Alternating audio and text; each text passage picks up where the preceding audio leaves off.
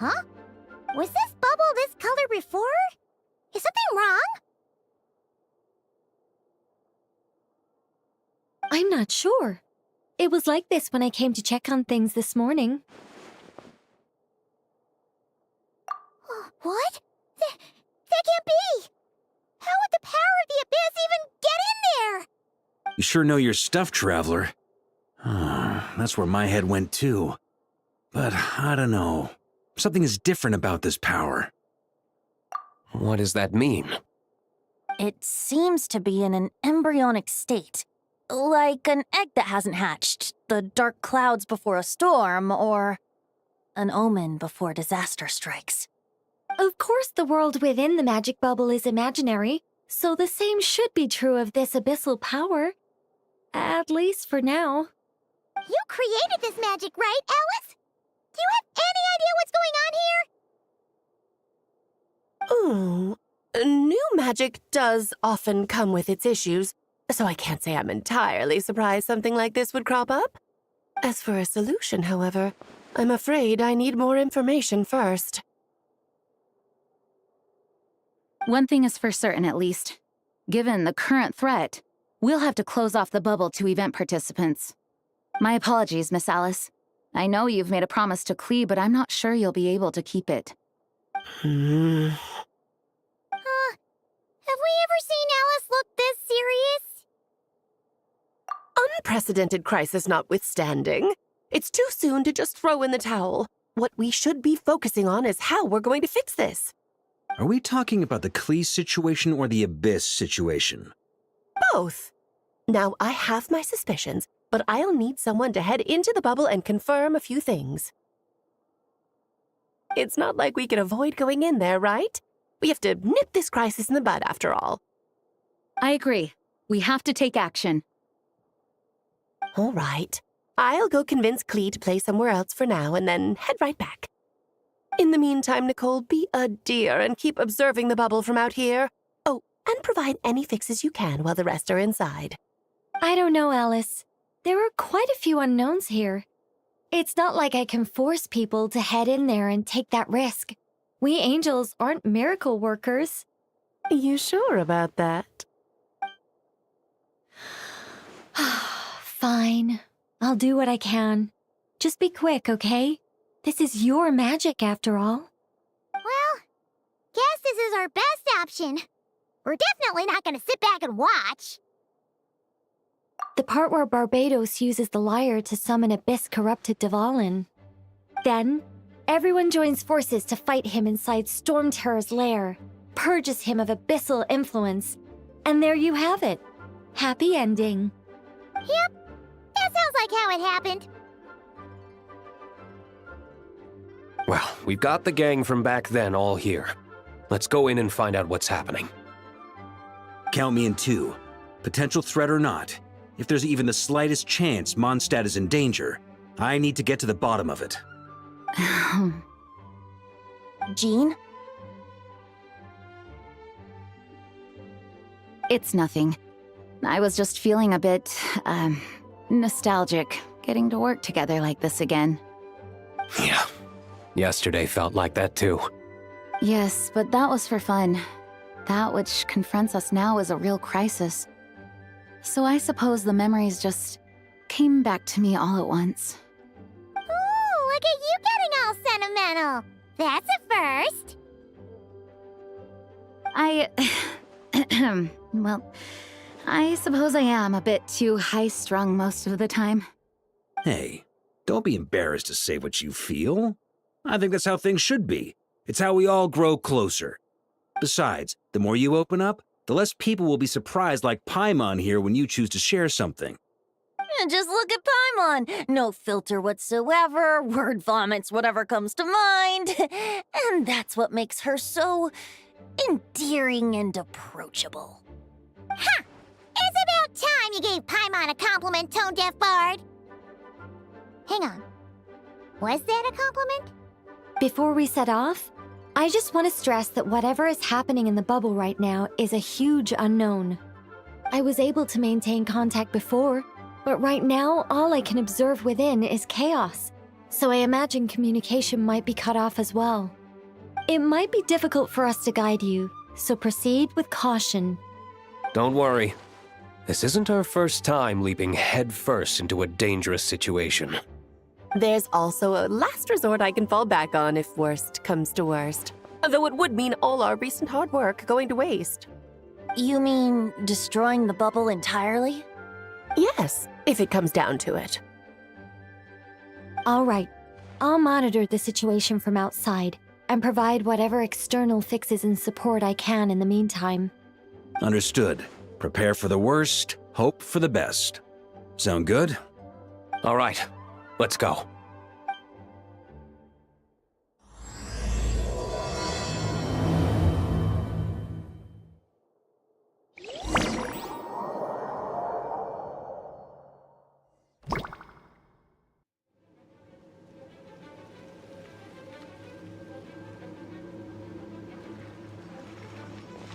Whoa! Is this Mondstadt? Didn't we all come in at the same time? Where are the others?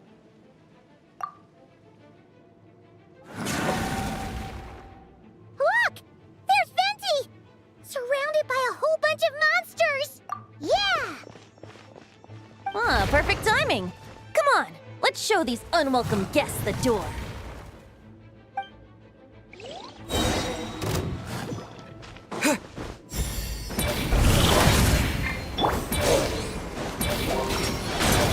Think you can get away?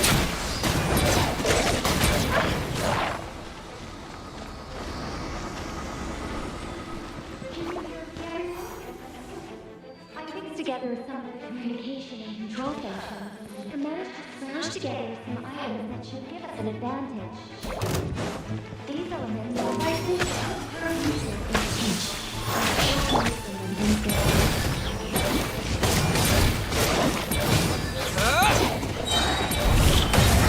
Brace yourselves.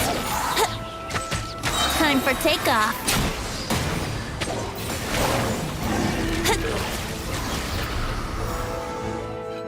All good, Venti? Very much so, thanks to your timely arrival. But Mondstadt looks like it's in bad shape. Yeah! The city's crawling with abyssal monsters. It's almost like we've already lost. I'm not sure what happened, but the rest of our group might need backup. Let's find them first. Good point. Let's go.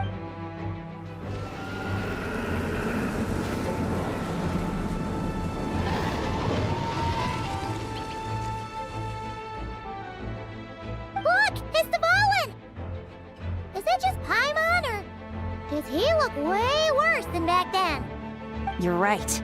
The corruption has spread throughout his entire body. If we had failed to purify him in real life, I imagine this is what would have become of him. Wait! It looks like something's falling! It's his tears. Like the ones we purified in the past? Yes, but at this point, these tears are essentially crystallizations of abyssal power.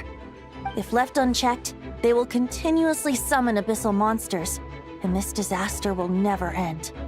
We also need to get our hands on one of them. No, this degree of corruption cannot be cleansed.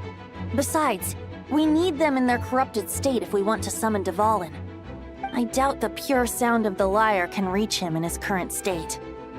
Sounds like this whole thing is still gonna end in a confrontation, though. Just like back then. Yes. I wasn't certain before Dvalin showed up, but now I'm sure this situation is more than simple chaos. It seems more like an alternate version of events. And I have some idea of how it came to be. Well, monsters abound no matter where we look. You choose where to go, and I'll follow.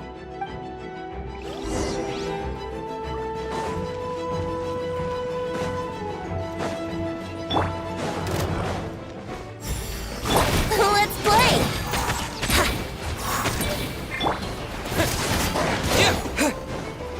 Yahoo! Think you can get away?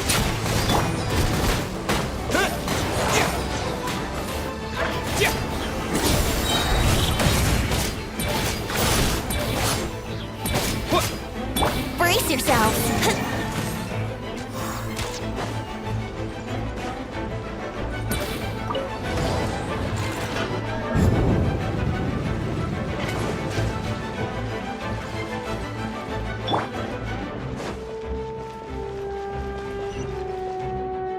Hey, Diluc is over there!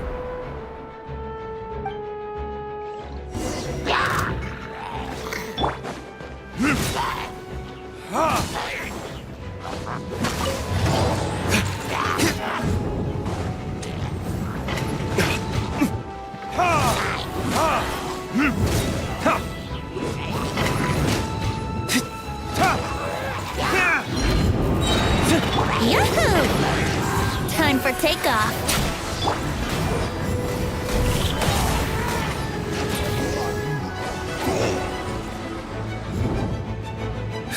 Made it. Thanks for the assist. Man, looks like Mondstadt is in dire straits. Did you see any knights or civilians on the way here? And my initial suspicion could be right. The knights have abandoned the city and evacuated all civilians to a different location. Abandon the city? In the face of unrelenting abyssal attacks, it's possible they had no other choice. But none of that matters now. An empty city has its advantages. We won't need to divert our attention to protecting civilians, for one. Oh, and this thing. It looks like one of Dvalin's tears. I don't feel good about just leaving it here. That happens to be just what we were hoping to find. Let's take it with us. Wait, what about Varka? Have you seen him? No, I'm not sure where he is. We'll just have to keep looking. Oh, I think I saw Jean on the other side of the city. I was going to head over after clearing out these monsters. We should go help her. Good idea.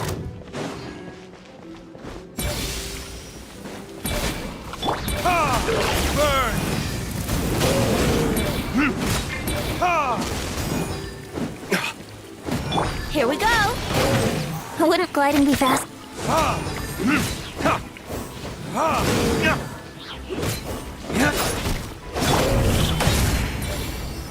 Let's play. Think you can get away?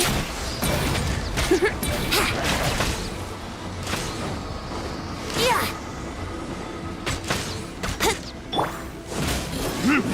Time for retribution!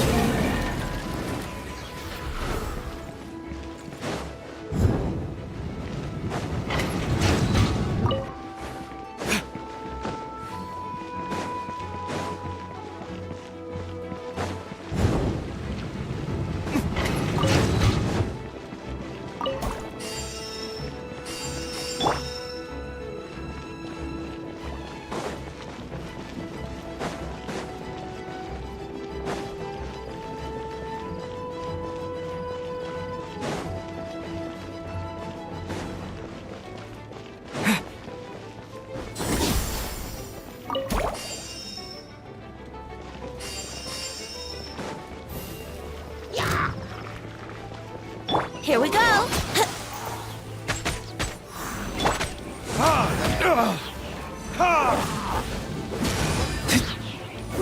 Brace yourself. Wouldn't gliding be faster?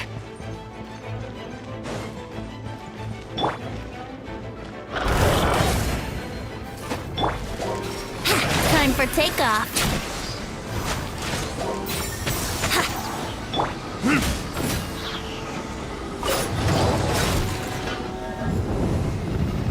Verdict is...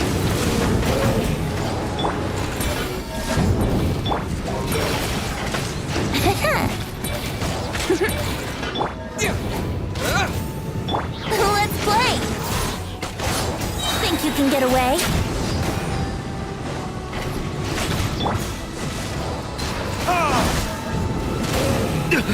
You pay for that. Time for retribution!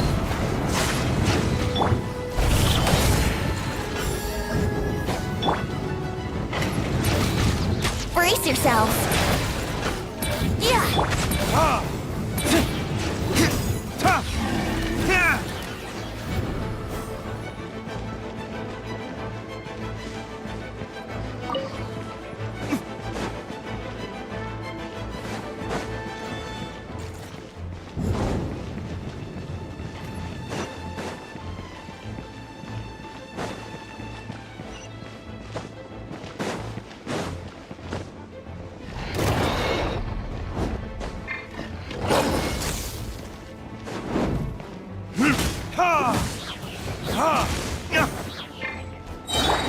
Here we go. Verdict is...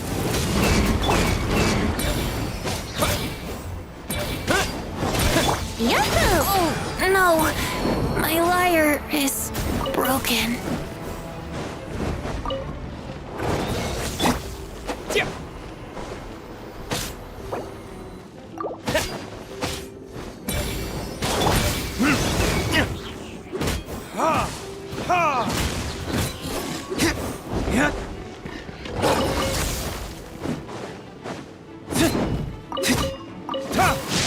Where did I go wrong?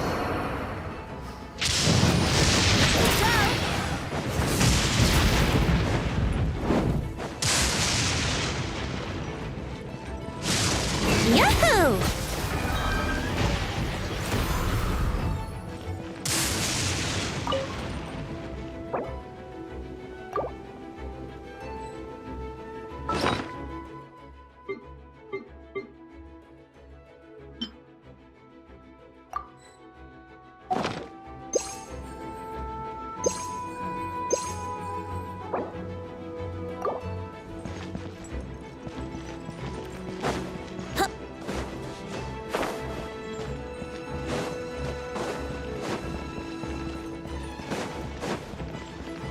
Wouldn't gliding be faster?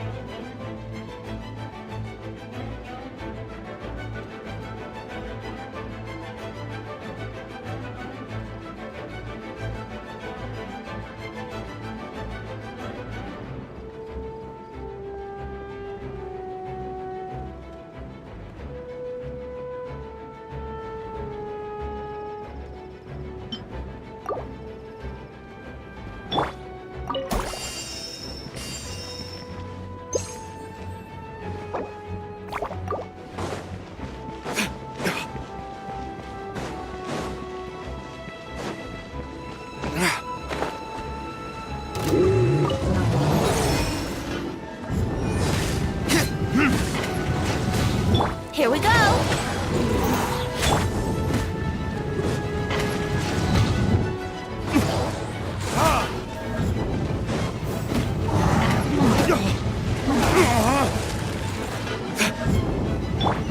Yahoo! Time for takeoff. Brace yourselves.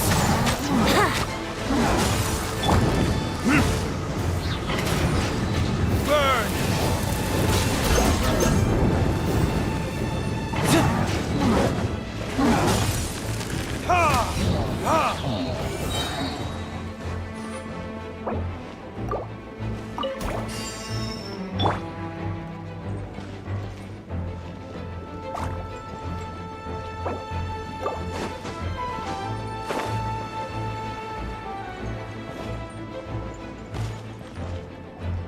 Look, it's Jean.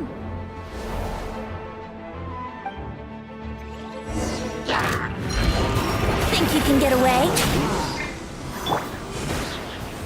Verdict is...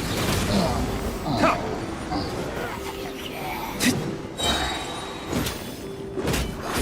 Ha! Burn! Ha!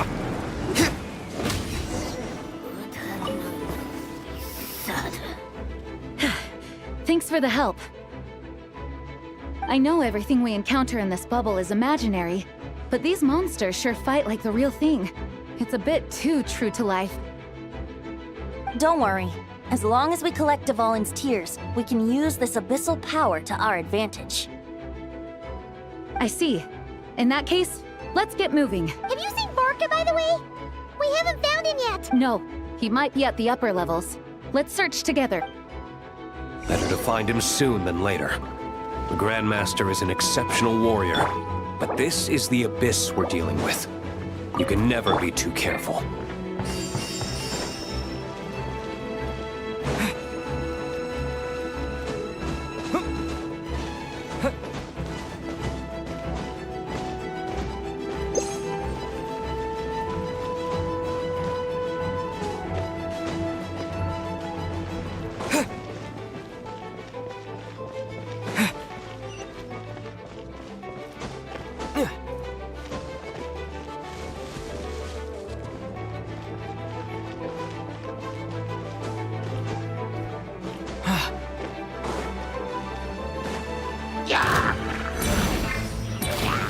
Yahoo!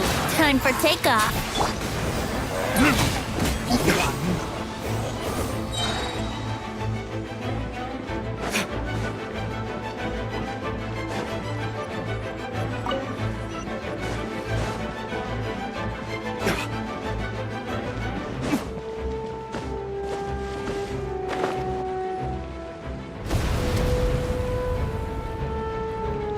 Huh? What happened? The statue's broken! The Grandmaster should be over there. Come on, let's hurry.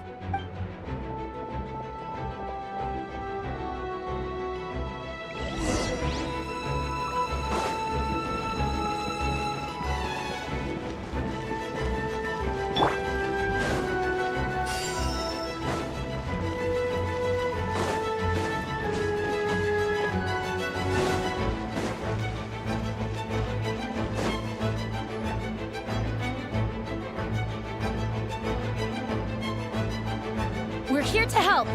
Perfect timing. Let's do this.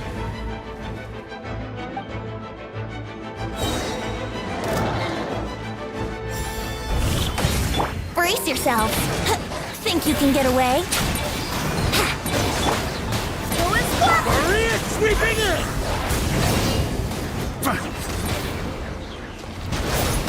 Off the ante! Ah! Thunder!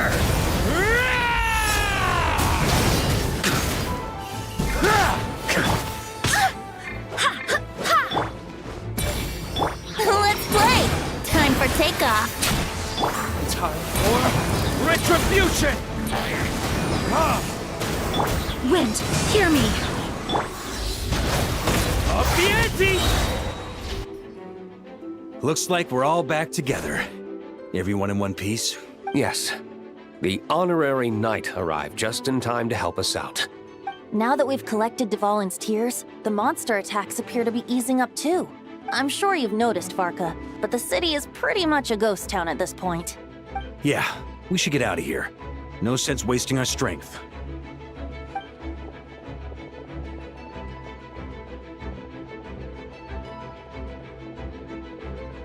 This place should be safe from monster attacks for now, at least.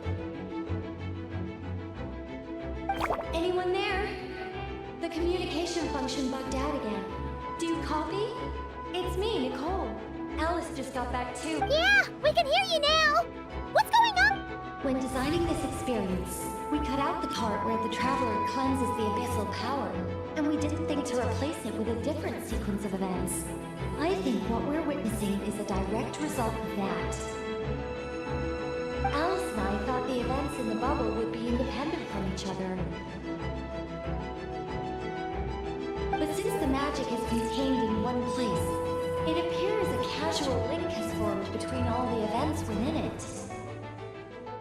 And so, because Dvalin was never purified, we've encountered a major bug. I knew it. So, what we're witnessing now is like an alternate version of events where the honorary knight never appeared in Mondstadt. Wait, but even if the Traveler never showed up, you could have done something, right, Venti? The Abyss is a far greater enemy than one person can face. I could have handled that specific situation, sure, but it wouldn't have gone quite so well. If I'm not mistaken, you've seen how that version of the story goes yourself, right, Farka? Through the mage's scryglass? Yeah, it was a kind of prophecy. It felt so real, I doubt I could ever forget it.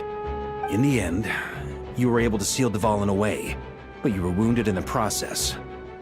But if Dvalin was sealed, how did things get to this point? Because a seal doesn't solve the root problem.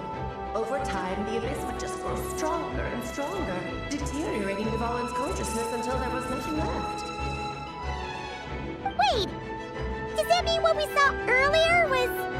The aftermath of Dvalin breaking free from the seal. That's right. He is in dire straits. The power of the Abyss has fused with his flesh and bones. Purifying him now in this state is no different than sentencing him to death. So, if we want to resolve this crisis, We have to kill Dvalin. I know that sounds intense, but remember, this is a fictional world. The real Dvalin is right as rain and a lot more mellow than this one, that's for sure. We have our solution, so let's hop to it. Should be a piece of cake for a group like this. No time to lose, right? We've got Klee waiting for us after all. She's playing somewhere else right now, so we do have some time. Of course, the sooner we resolve this, the better. You're right. This is the only way. I know Dvalin means a lot to you. If this is too hard, you can leave it to us, you know? No need to scar yourself over a game, right? I'll be fine. I was prepared for that possibility back then, too. Let's go. Storm Terror's lair awaits.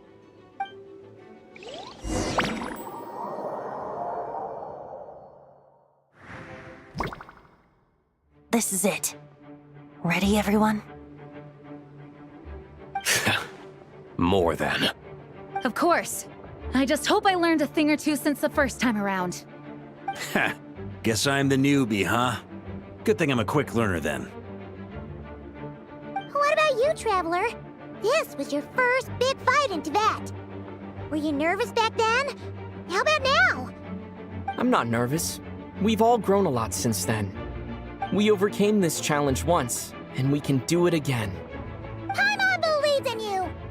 Then let the mournful cries of this lyre, tainted and defiled, summon a familiar now utterly warped.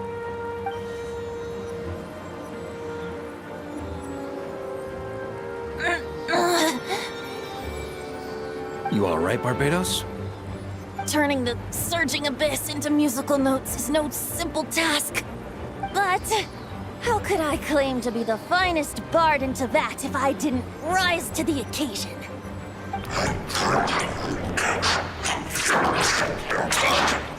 I have heard enough.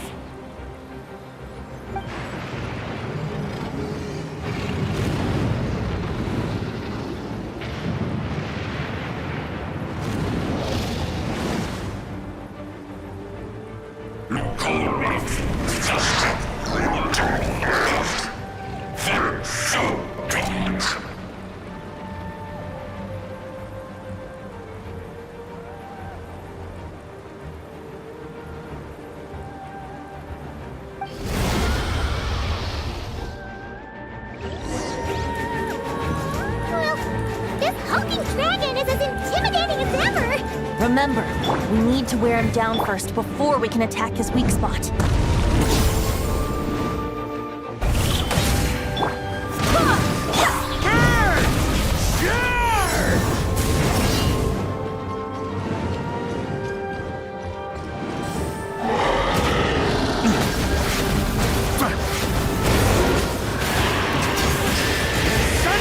Now's our chance. Climb up and attack the abyssal core. Yahoo! Think you can get away? Verdict is... Barbados, guide us. Nice job! One more to go.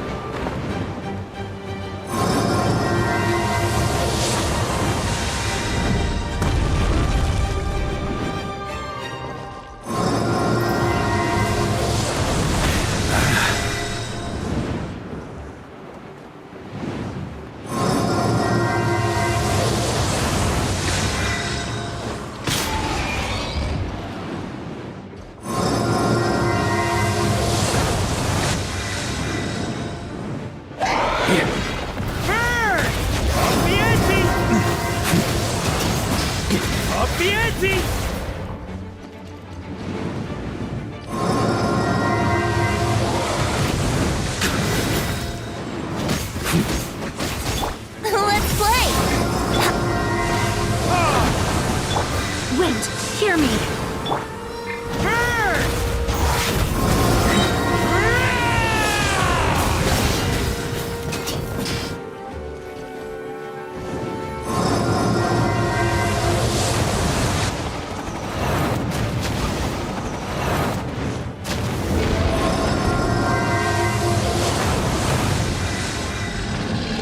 Time to switch positions.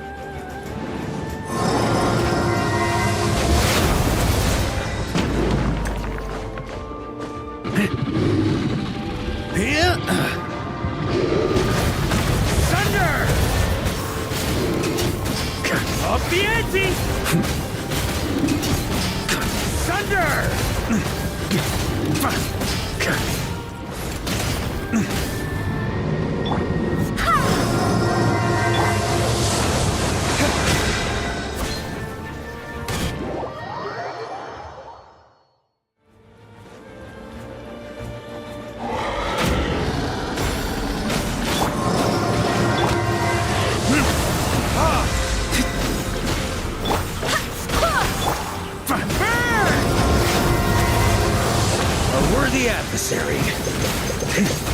Up the ante!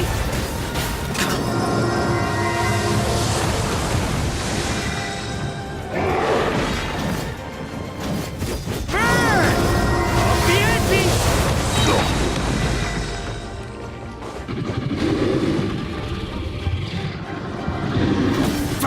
Thunder!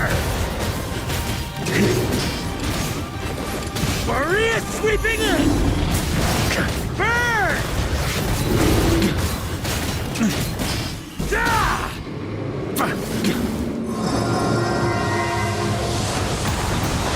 On me. Thunder! Burn!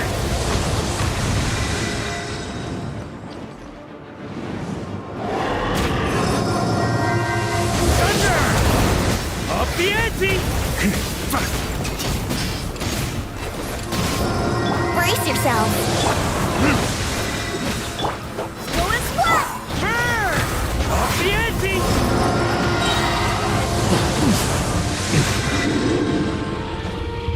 Yeah! Thunder!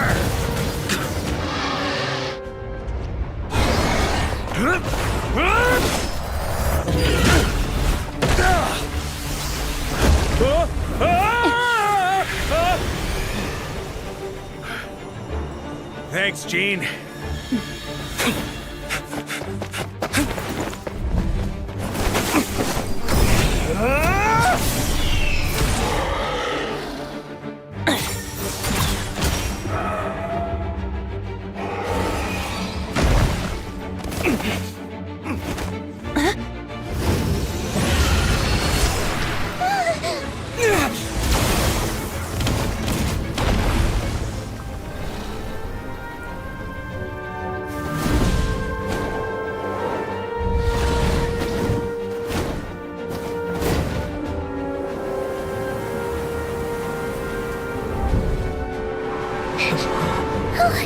Dvalin, you're here!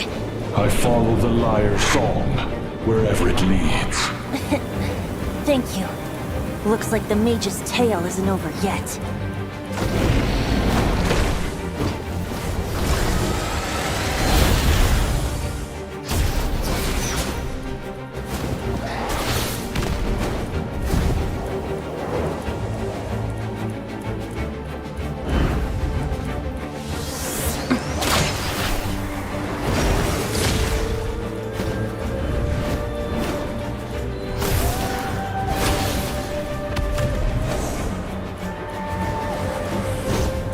Might not be a happy ending, but someone's gotta strike the final blow. It's your turn to be the hero.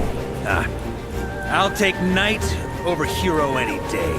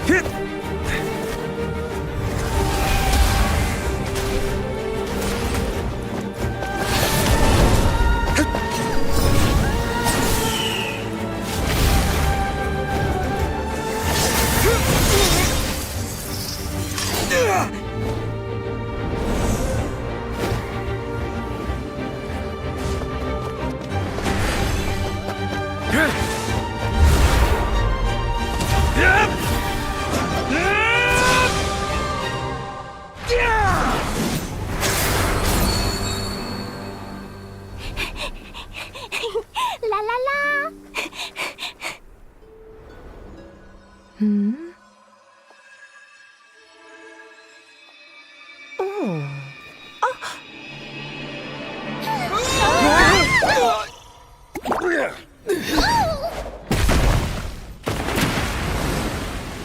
Mom, I'm here to play!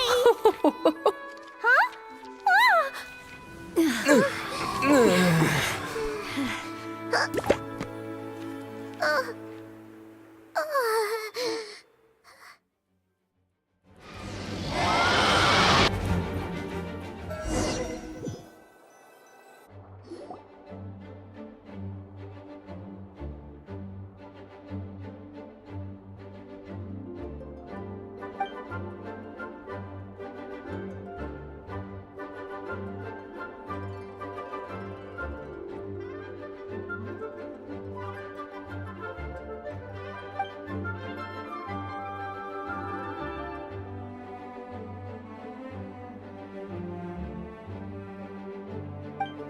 Looks like it was a happy ending after all. It was kinda like a choo-choo cart ride.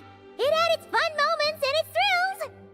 All in all, Paimon had a great time. Guess it wasn't without some collateral damage, though. Sorry about the window, Jean. It's fine. As long as the building itself is intact, I consider that a win. I'll arrange for the window to be replaced at a later date. In any case, we were lucky Dvalin arrived when he did. It would have been tricky to deal with a flying opponent otherwise. I suppose I could have created a gust of wind to whisk us up, but I'm not sure our gliders would have survived the process. Honestly, after everything we faced, I can't believe Alice still decided to bring Klee in there to play. She's a daring one, that's for sure. I mean, can we be certain there aren't other bugs that just haven't cropped up yet? I suppose that speaks to the confidence the mages have in their magical mastery. If I know Alice, the whole bubble could have been blown to bits, and Klee still wouldn't have had a single scratch. Her abilities do speak for themselves, I suppose. So, what now? Anyone down for a drink? My treat. Sounds like a great idea. But tonight it's on me. I happen to have a bottle of fine wine set aside just for the expedition team. Haha, even better. Count me in. Say no more! You had me at fine wine. All right, let's head over to my place then. You're coming too, right, Jean? I'm afraid not. There's still a lot of work to do. So what? The world's not gonna end if you push it off? Come on, we never get a chance like this. I suppose that wouldn't be a problem if you head back to headquarters with me after we're done and help make up the work. On second thought, how about you just join us when you're done with that? What about you, Honorary Knight? Gonna tag along? Okay, all's well that ends well, am I right? To the bar! Alice loves going to the library. Let's wait for her there.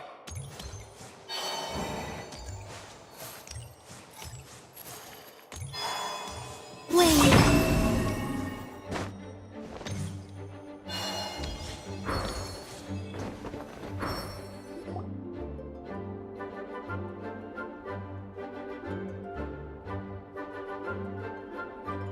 Looking for me? I'm glad. I wanted to thank you for helping me keep my promise to Klee. She had a splendid time in the bubble. Nicole came with us to make sure all was in order and prevent any similar incidents from happening in the future. You live and you learn. It's rare, but even the Dodo King isn't immune to a small slip-up here and there, I suppose. So, it's all fixed? Yes, quite. The recording work is done as well, so now all we have to do is play it on loop. It should be smooth sailing from here on out. Anyone and everyone can now enjoy the bubble at their leisure. Nicole will keep an eye on them, of course. I wouldn't put it quite like that. It was more like a fate that will not come to pass. Huh? What's the difference between the two? Let us not forget the courageous dragon slayer in the story. Well, in real life, he had already left on an expedition to Nodcry at that time. Of course, that doesn't mean Dvalin would have escaped his destined death, for another hero would have come along and paid a painful price for victory. But what we saw in the bubble was what happened after Dvalin broke free from the seal. So, couldn't Barca have been back by then? Dear Paimon, you're free to ponder such questions yourself, of course, but it's of little use to ask them aloud. Word to the wise, do not lose sleep over all those what-ifs, over the fates that will not come to pass. It's an exercise in futility. Those who can observe fate see both the good and the bad of what could have happened. But all that matters is what did happen. Those alternate fates are nowhere near as important as the world that exists in the here and now. All right. Ah, you're saying it was as if the bubble itself had become contaminated. I suppose some gunk could have stuck to my luggage while I was wandering the border and got mixed into my magic without me noticing. Just kidding. I would never be so careless. Your intuition is spot on, Traveler. What developed in the bubble was a nascent form of abyssal power that, if left unchecked, would evolve into the real thing. So it didn't come from outside? It just appeared out of thin air? The abyss is perilous, cunning, dangerous, obsessive, and most infuriating of all, a complete and utter mystery. I'm sure you've seen for yourself how complex it can be. The Hexen Circle has been observing its energies for a long time, and I think Barbalot's interpretation is the most accurate. The essence of the abyss lies in the hatred carried by all the fates that will not come to pass. This world is filled with conflicting elements. That one thing should happen signifies that a different possibility has been eliminated. These events can be small, almost trivial. I had Sweet Madame for lunch today, for instance. That means the Alice who chose tea break pancakes instead is no more. Of course, they can also be events that threaten the world, such as my friend Rhindotter's decision to tap into the abyss. In that instant, the tale of a future in which she remained pure was gone forever. So then, the question at the heart of it all is this. Why must these fates be the ones to disappear? Ah, Paimon gets it. It's hatred that stems from not being chosen. Precisely. The magic we wove this time involved recreating the past. However, some of the variables we added allowed a certain amount of these unchosen fates to come very, very close to reality. And thus, the abyss showed its teeth. Of course, much like always, it is not existence that it seeks, but the destruction of all. In the end, though, it wasn't a huge issue. Things like this happen on the border all the time. It has quite the victim complex, that's for sure. It's obsessed with entering this world at all costs. And that is precisely why we must protect our lives and those of our loved ones. Because when you think about it, to exist in this world is to be a spark of luck amidst countless possibilities. How precious is that? Ah, Alice, you're here. I'm truly sorry about this, but per the regulations of the Knights of Favonius, I'm afraid I must send you to confinement. Whatever for? Things turned out just fine with the magic bubble. Besides, if that's what this is about, shouldn't Nicole come along too? It's not about the bubble. We received word that a number of fish have been injured as a result of explosions near Starfell Lake. As I'm sure you're well aware, fish blasting is strictly prohibited. Oh dear. Run, Klee! Save yourself! She's already inside. Oh. Guess it's a day of first for the Dodo King, huh? Oh, farewell, forever traveler. You shall never see me again.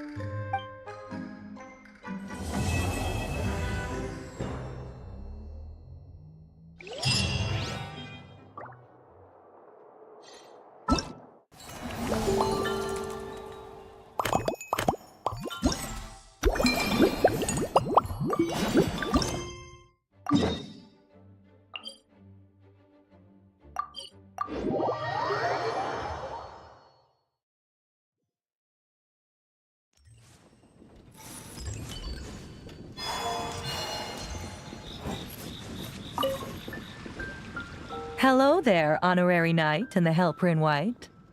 It's so nice to meet you, Honorary Knight and Lady Paimon. Glenfidia, at your service. Looks like you're in a good mood, Hertha. And nice to meet you, Glenfidia. By the looks of things, you're about ready to open? Indeed. Thanks to some help from the Angel's Share and the Cat's Tail, our drink stand is ready to go. Besides all the classics, we also mix cocktails to order, and are currently offering a limited-time delivery service. Cocktails? Do you remember that time we served as bartenders at the Angel's Share? And recently, you've also shown off your skills at the flagship in Nocrai. We sure have come a long way, huh? The only thing is, our current drink selection is quite traditional, and it stopped feeling fresh long before the expedition began. To offer everyone some more exciting choices, we're planning to revamp our menu. But I need to get back to handling resident requests, and Glenfidia doesn't have much experience mixing drinks. Plus, we've got a whole bunch of outstanding delivery orders on hand. Honorary Knight, if you're free, could you maybe help us out for a while, just until my other squad gets back from the Stormbearer Mountains? You'll be amply compensated, of course, plus double pay for overtime, depending on your performance metrics. Paimon's not sure what performance metrics are, but she's happy to help with deliveries. As the best guide into that, Paimon needs to keep up with the changing times. Besides, this'll give her the chance to explore the city and stay up to date with all the recent goings-on. Working with you two is always such a breeze. I'll do my best to support Lady Paimon in any way I can. I'm very skilled when it comes to things like portioning out drinks. All right. Well, if you're ready to, then let's get to work.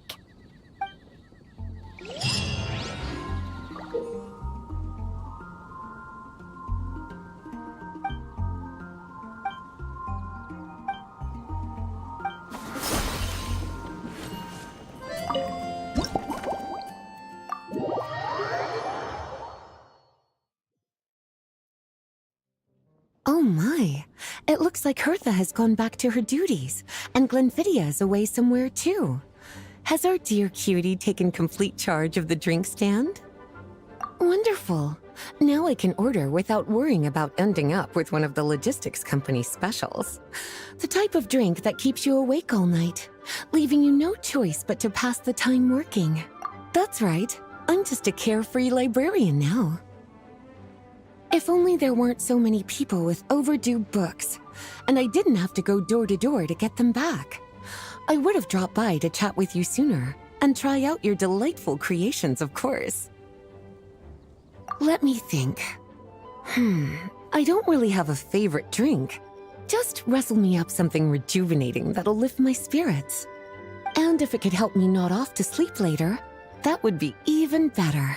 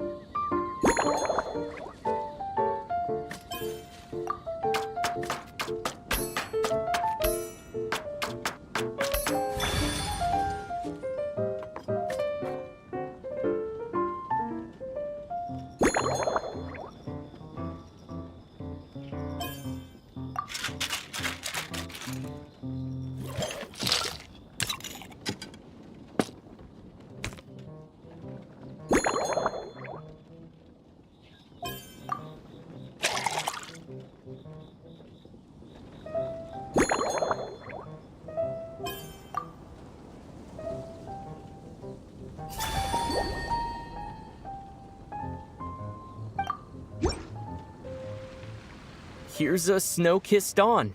Hope you like it. It's delicious, cutie. Pleasantly tart, sweet, but not cloying, smooth on the palate, with a refreshing aftertaste. If anything, though, I seem to be feeling a little more energetic than I'd like. Perhaps you've unwittingly unraveled Glenfiddia's secret and concocted an even more effective pick-me-up?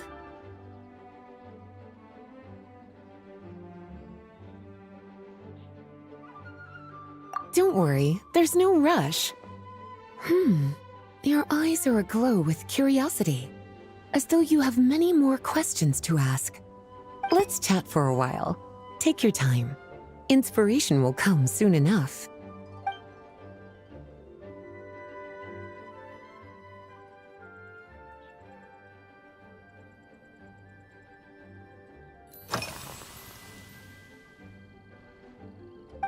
Since there's a chef, fresh out of training in Fontaine, who's recently taken up a position at the Goth Grand Hotel. She borrowed our most valuable book, the Mondstadt Millennial Compendium of Desserts. Apparently, she plans to use dessert-making techniques to improve the taste of various savory dishes. Something about reducing their greasiness. Indeed, and judging by the results, she rather overdid it with the caramel sauce. What should have been fragrant meat slices ended up tasting nauseatingly sweet. Caramel sauce is such a fantastic ingredient, you know? It never fails to please when added to drinks. Sometimes I even add a spoonful to my afternoon tea. Improving food, I suppose, isn't always about being as creative as possible.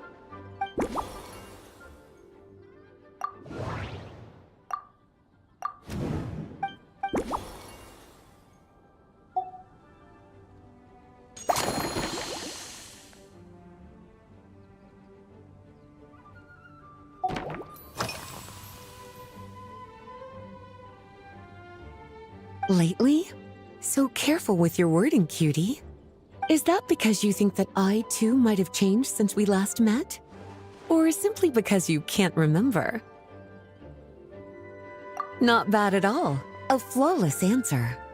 Back in my student days, I might have been drawn to every new and exciting ingredient I read about, constantly expanding my horizons and stepping out of my comfort zone. But now, I've grown accustomed to a life of comfort and routine. To paraphrase a certain Leowed legal expert, my life is fast approaching a state of living out one's golden years in peace and comfort. I'm no longer so easily moved by adventure and excitement. I'm sure you remember, a few years ago, when we were adventuring together, you found me that sweet-tasting alchemical ingredient. Well, my tastes haven't changed a bit since then.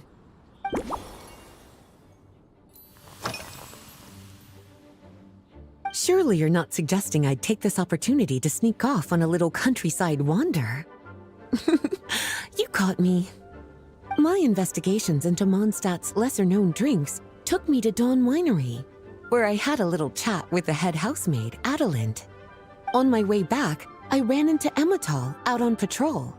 She'd encountered some monsters she didn't know how to deal with, and in her desperation, asked for my help.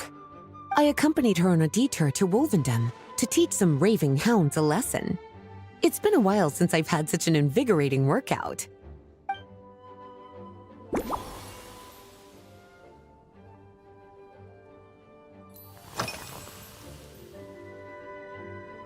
Oh, this? That was for another of today's little errands. A large contingent of the expedition team will be returning to Mondstadt soon.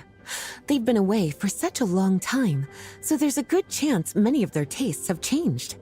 Jean asked me to visit some of their families to try and get a better understanding of what new ingredients might satisfy our knights' changing preferences.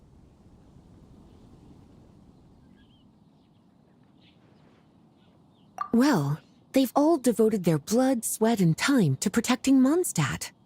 They deserve some care and respect in return.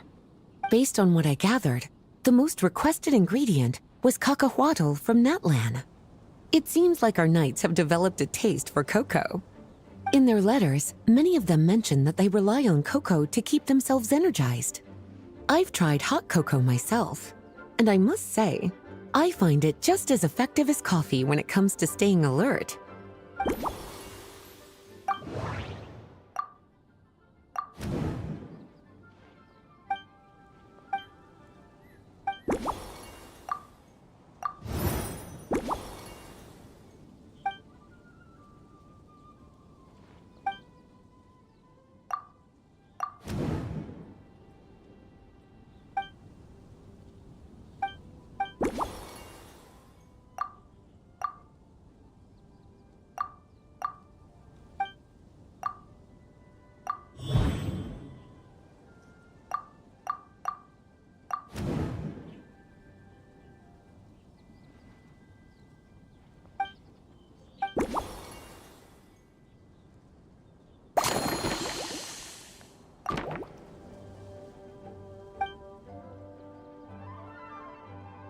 As expected, cutie, your brilliant mind has grown even sharper. Just a few gentle hints were all you needed to light that special spark of inspiration.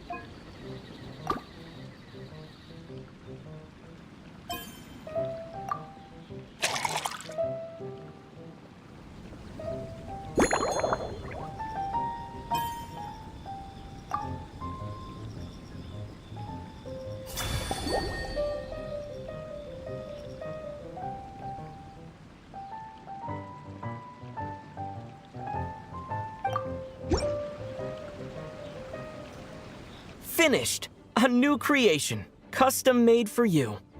This should help you fall asleep quickly and guarantee you peaceful dreams. It's called a slumbering rose. From the colors to the choice of glass, everything's been carefully crafted. You've turned it into a completely different drink, based purely on appearance. It's exactly my style. Time to see how it tastes. Full marks. It's like savoring an exquisite dessert before taking a stroll along the shore of Cider Lake, with a gentle breeze caressing your skin, relaxed and at ease. I no longer feel drained of energy, but neither am I overstimulated. I'm actually starting to feel a little sleepy. As a bedtime drink, this is pure perfection. So good, in fact, that I feel like writing an article to extol the virtues of this slumbering rose. I can use it as an opportunity to crown you the new maestro of mixology. Speaking of lakeside strolls, why don't you join me next time there's a clear, warm day, when the sun is bright but not too harsh?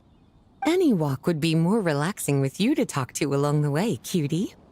Then, when we get back, you could fix me up another glass of slumbering rose.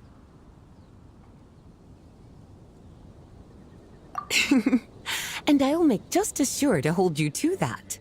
When the time comes, I won't accept any excuses.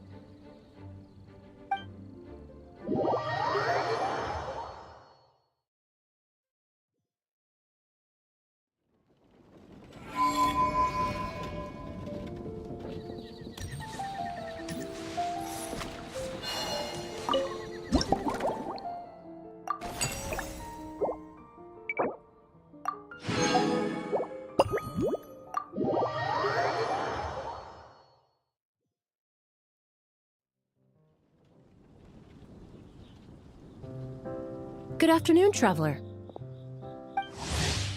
I didn't expect the honor of witnessing your harmonizing talents here in Mondstadt. Both, actually. A lady calling herself a mage asked me to come manage her flower shop. At about the same time, the Cat's Tail commissioned me to create a new fragrance for their establishment. Ending today's busy schedule with a drink crafted by you in person is truly a wonderful reward.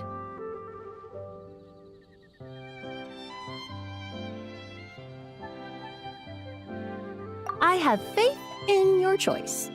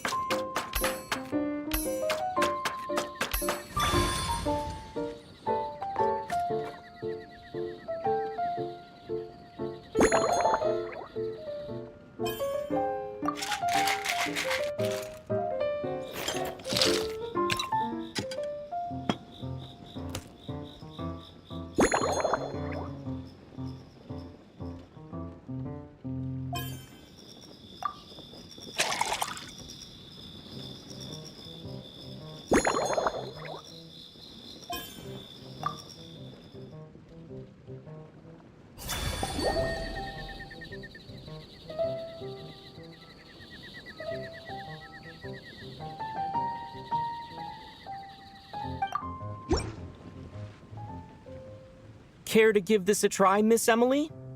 Your artistry is truly a pleasure to watch.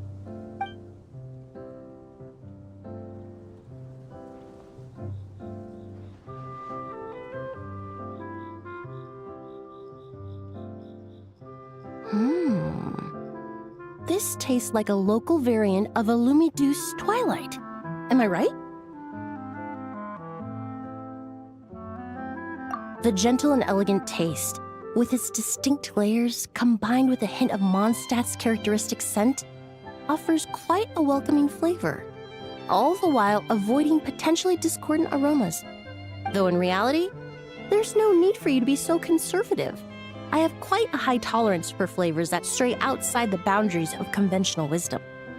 Your drink was nice, but it would be perfect if you could make one with a little more depth.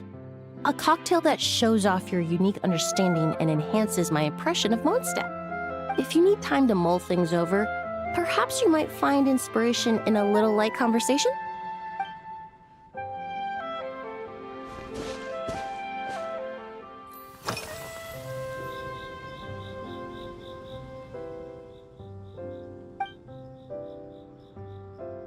It really is.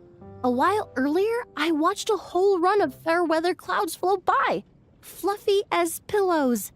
It's not overly humid either, and the wind is gentle too. In such conditions, one's sense of smell is heightened, but not to an excessive degree. When scents are blended well, they naturally combine with the ambient context, leaving particularly powerful impressions. It seems something similar is true for mixology. As long as you choose a base of appropriate strength, the various flavors will blend seamlessly together. When mixed properly, all the ingredients work as one to create a most wonderful symphony for your taste buds. Yes, that's it. Now I think about it, layering distinct flavors doesn't really suit my personal preferences.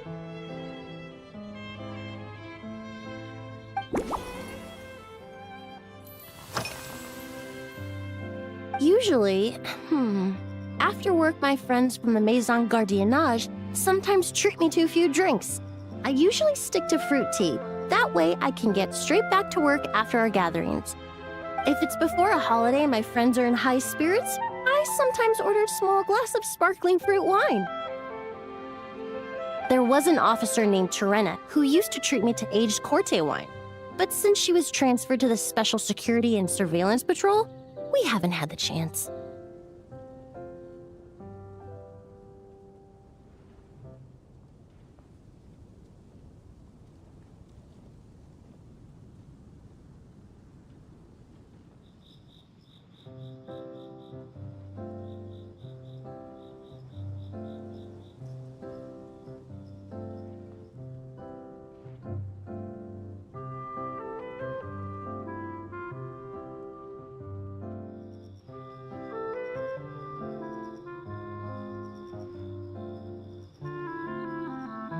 In the world of science, high-proof alcohol is a widely used solvent.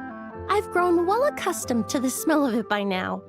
Besides, when I'm slightly tipsy, my state of mind changes, which in turn alters my approach to perfumes. It doesn't matter if the result is good or bad, it's all about trying something new. So I don't mind drinks with just a little bit of alcohol, but I don't like anything too strong.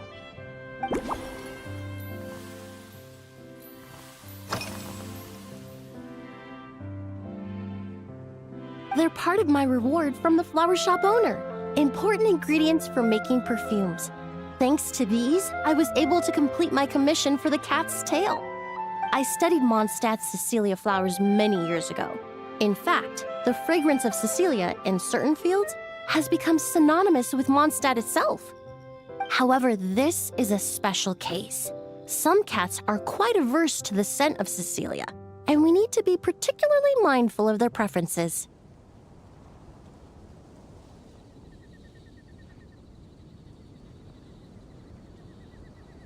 Windwheel aster. The various parts of the windwheel aster plant can be ground into a powder to extract their essences. I then blended the scents from its petals and leaves.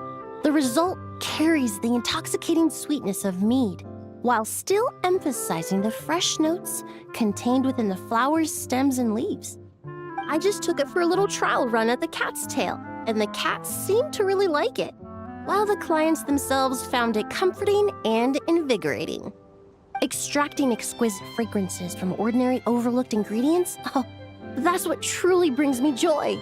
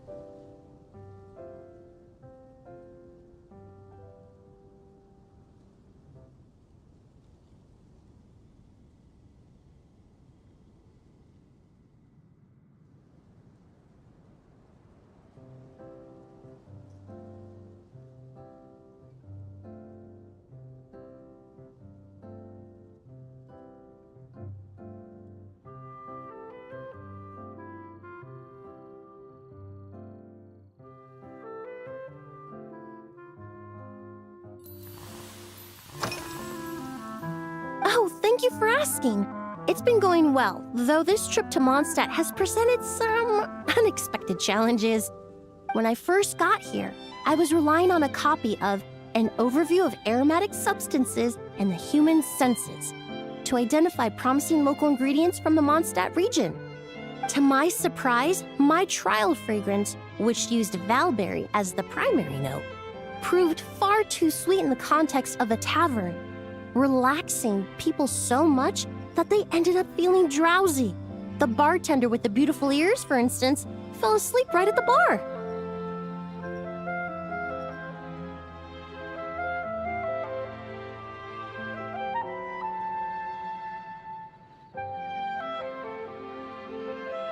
Let's just say that sweetness isn't always a case of the more the merrier. Maintaining an appropriate balance is beneficial for both body and mind. Even in daily life, I rarely eat sweet food, and I try to avoid fruits like berries that have a high sugar content. In the end, I completely eliminated valberry as an ingredient and turned instead to windwheel aster, with some success, I might add.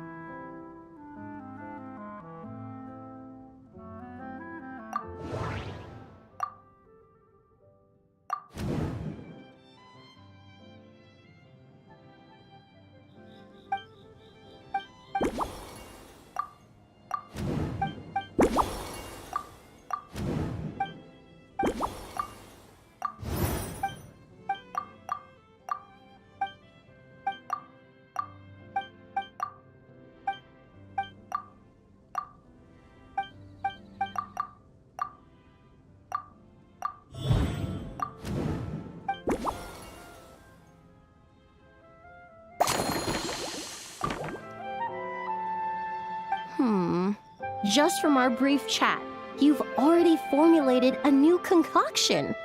Perhaps you possess a natural talent for this kind of creative work.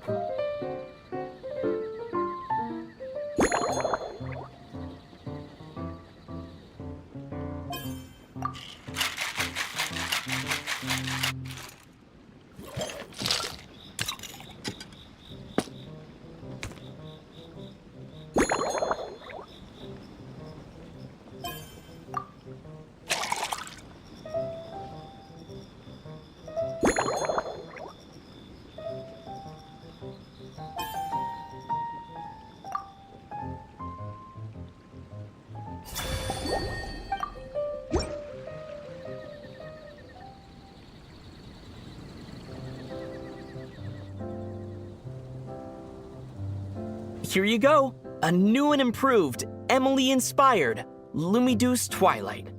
I haven't come up with a name for it yet.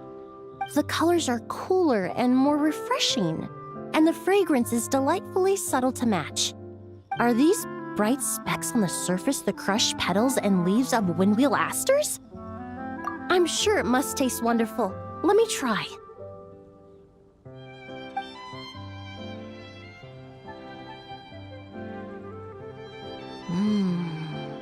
In the language of flowers, the windwheel aster represents the visible winds. Your cocktail not only captures their form, but also the fragrance they carry. Therefore, I suggest you call this drink Windborne Bouquet. The winds and clouds of Mondstadt swirl together in the glass, leaving behind enchanting traces of fragrance. Really?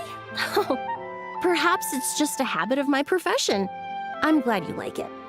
Now it's time to slowly savor this masterpiece. Thank you so much. This trip to Mondstadt has been so rewarding.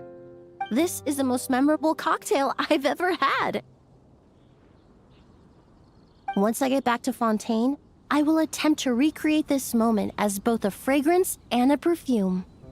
Once I've perfected the recipes, I hope you'll do me the honor of being the first customer to experience these new products. Until then, I look forward to seeing you in the Court of Fontaine.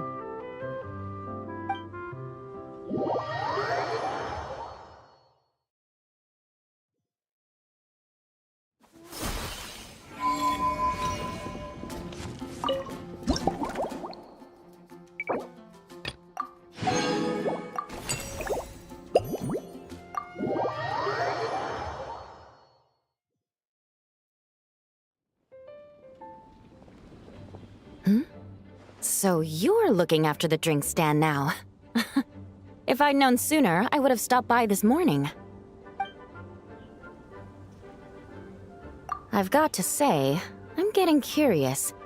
I've heard a lot about your mixology skills.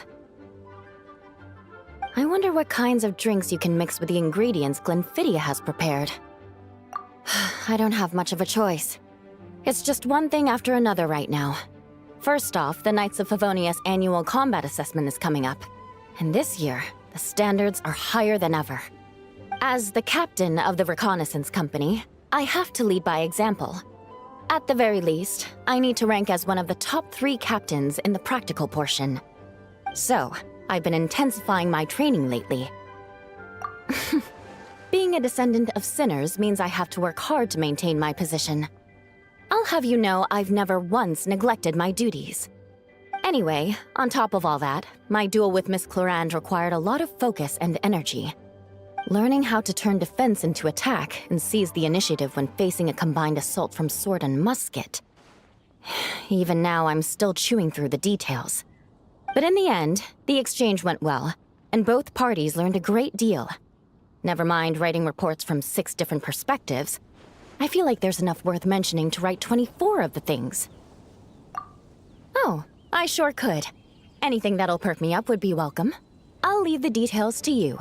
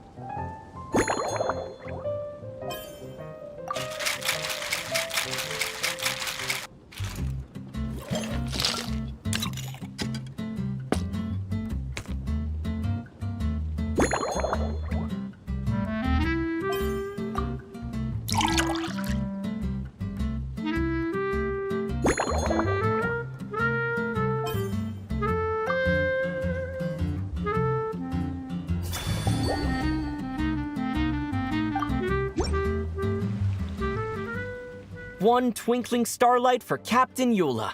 Hope you like it. Judging by your confident tone, I'm certain I will. Well then, I'll make sure to savor this thoroughly.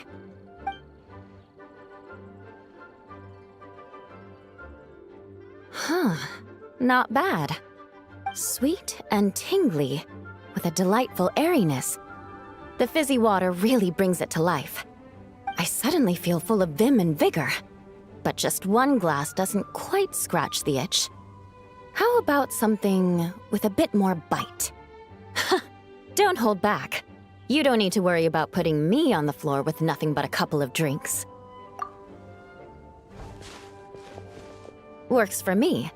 The first company hasn't assigned me any paperwork for tonight, so I'm free to catch up and try your new creations at my leisure.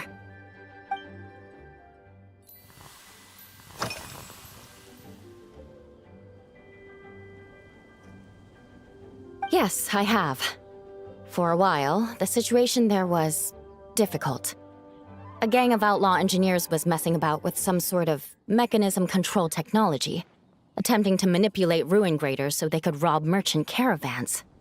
To make matters worse, several veteran knights who had been stationed at Dorman Port were transferred to my squad, and they weren't happy to be taking orders from that Lawrence girl.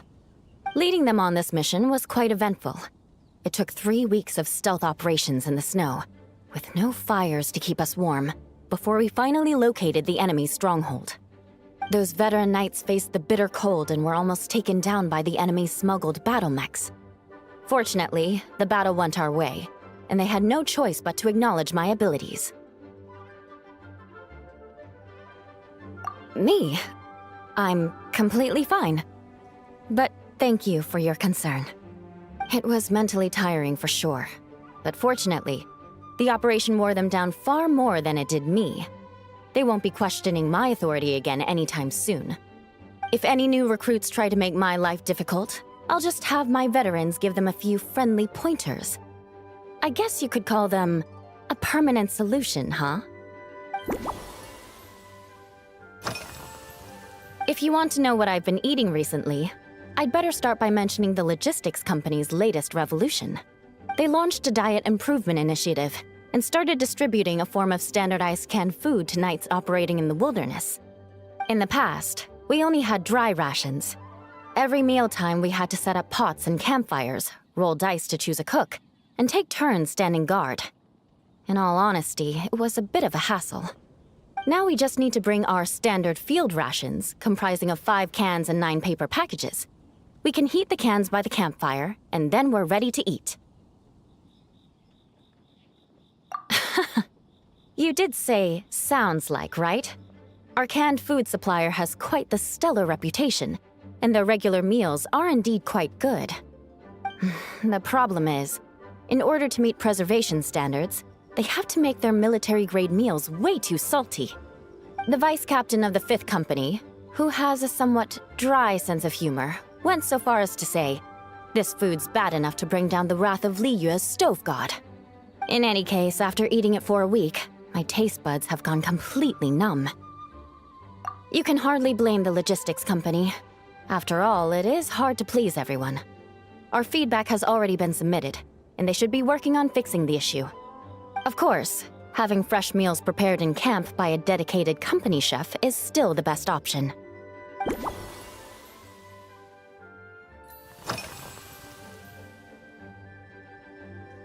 That's right. The merchant I got it from called it Romaritime flower fruit extract. It has a very unique smell. Here, have a bottle. Oh, it's a necessary courtesy. In that book Miss Magistus lent me, The Blade Dancer, 20 Years On, it says, after a duel, a Fontanian swordsman will politely invite their defeated opponents to a banquet. To properly play host to Miss Clorand, I searched for quite some time to locate a rare goods merchant in Dorman Port who sold this juice. I had my doubts at first, too. But Amber said something that makes a lot of sense. She said that even if this custom doesn't really exist, following it still shows I've made an effort to understand Fontaine's cultural heritage. Besides, who doesn't like trying new things, right? When I gave it to her at our post-training banquet, Miss Clorand really did enjoy this juice.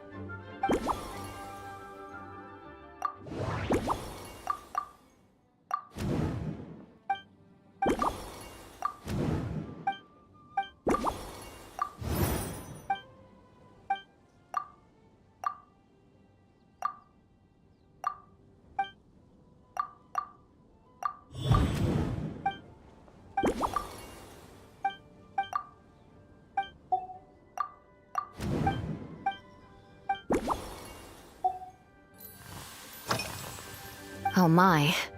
To be honest, before we crossed swords, I was feeling eager, but also a little nervous.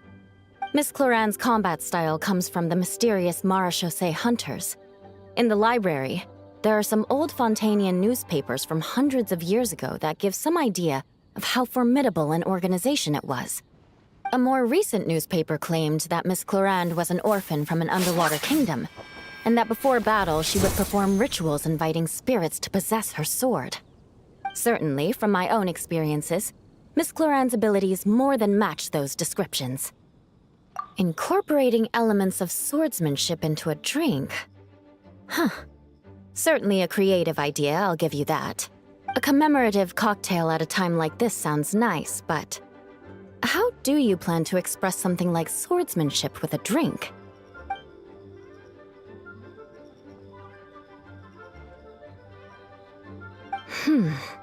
That definitely matches the description I read in that book.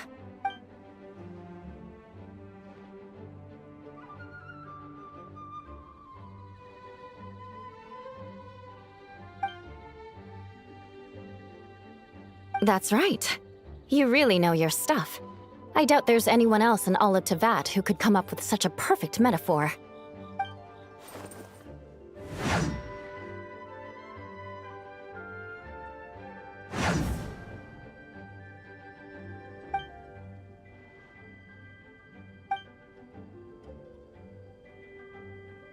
There's no need to make it sound so fancy. It's just an aristocratic variant of Favonius bladework, with a bit of personal flair.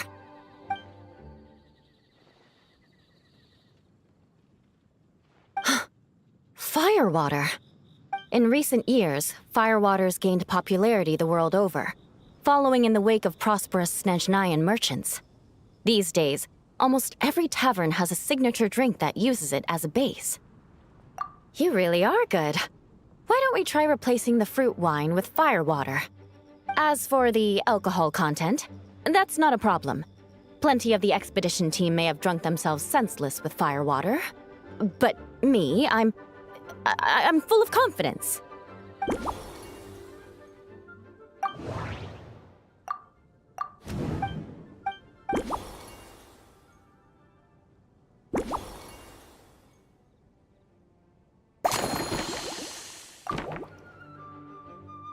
Brilliant. I'm looking forward to seeing how you do.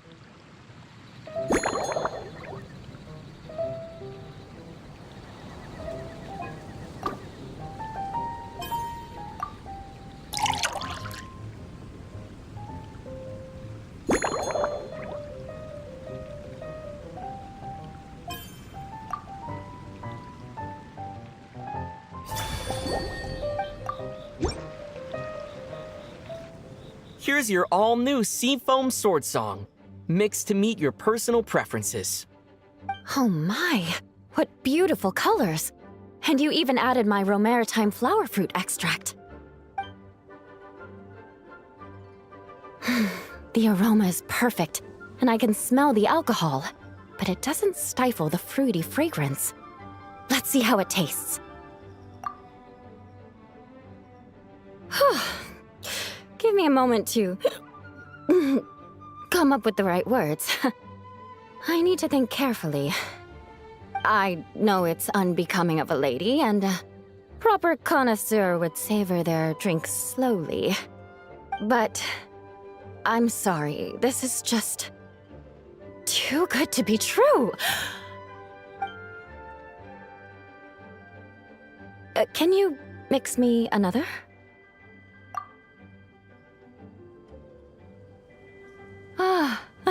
Oh, no, what was I going to say? I've completely lost my train of thought. Whatever. I feel fantastic. This cocktail. Oh, it's the best I've ever had. I think I'm gonna head home and get some sleep. Don't worry about me. This is the happiest tipsy I've been in years. I'm still far from being drunk. By the time I've written up those reports for my exchange with Miss Clarend, I'll have been on duty for 3 months straight. Jean, the acting grandmaster. Isn't it about time she gave me some time off? I won't be forgetting this injustice in a hurry. You mark my words.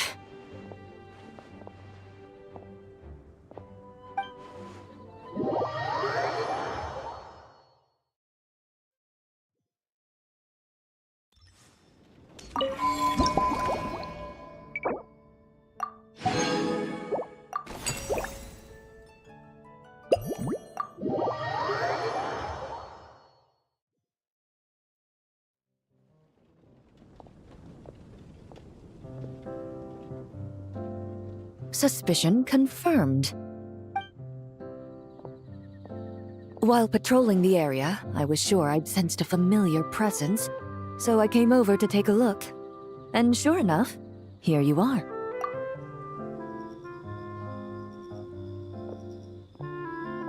If Miss Charlotte were to see you like this, I'm guessing she'd take 100 pictures and write up a report.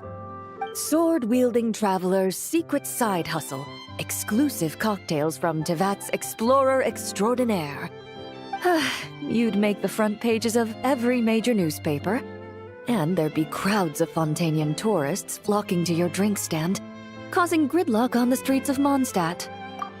Luckily for you, I turned down Miss Charlotte's request to accompany me here, so you're unlikely to be seeing any scenes like that.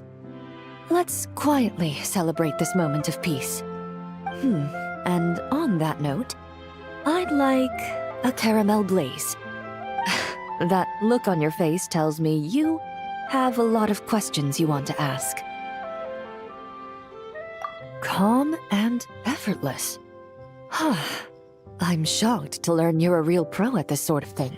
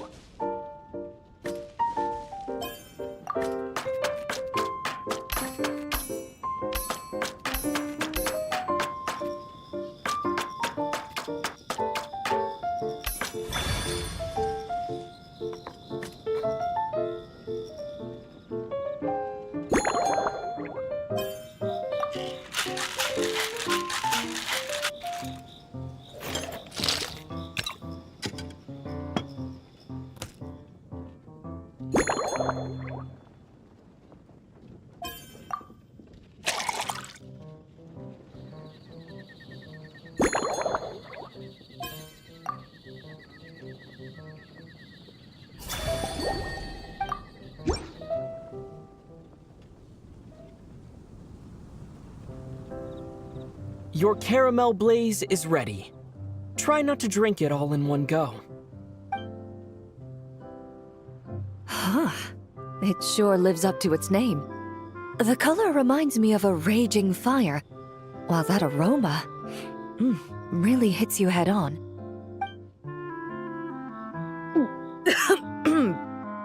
It's quite strong. I'm all right. I just need a little time to get used to it.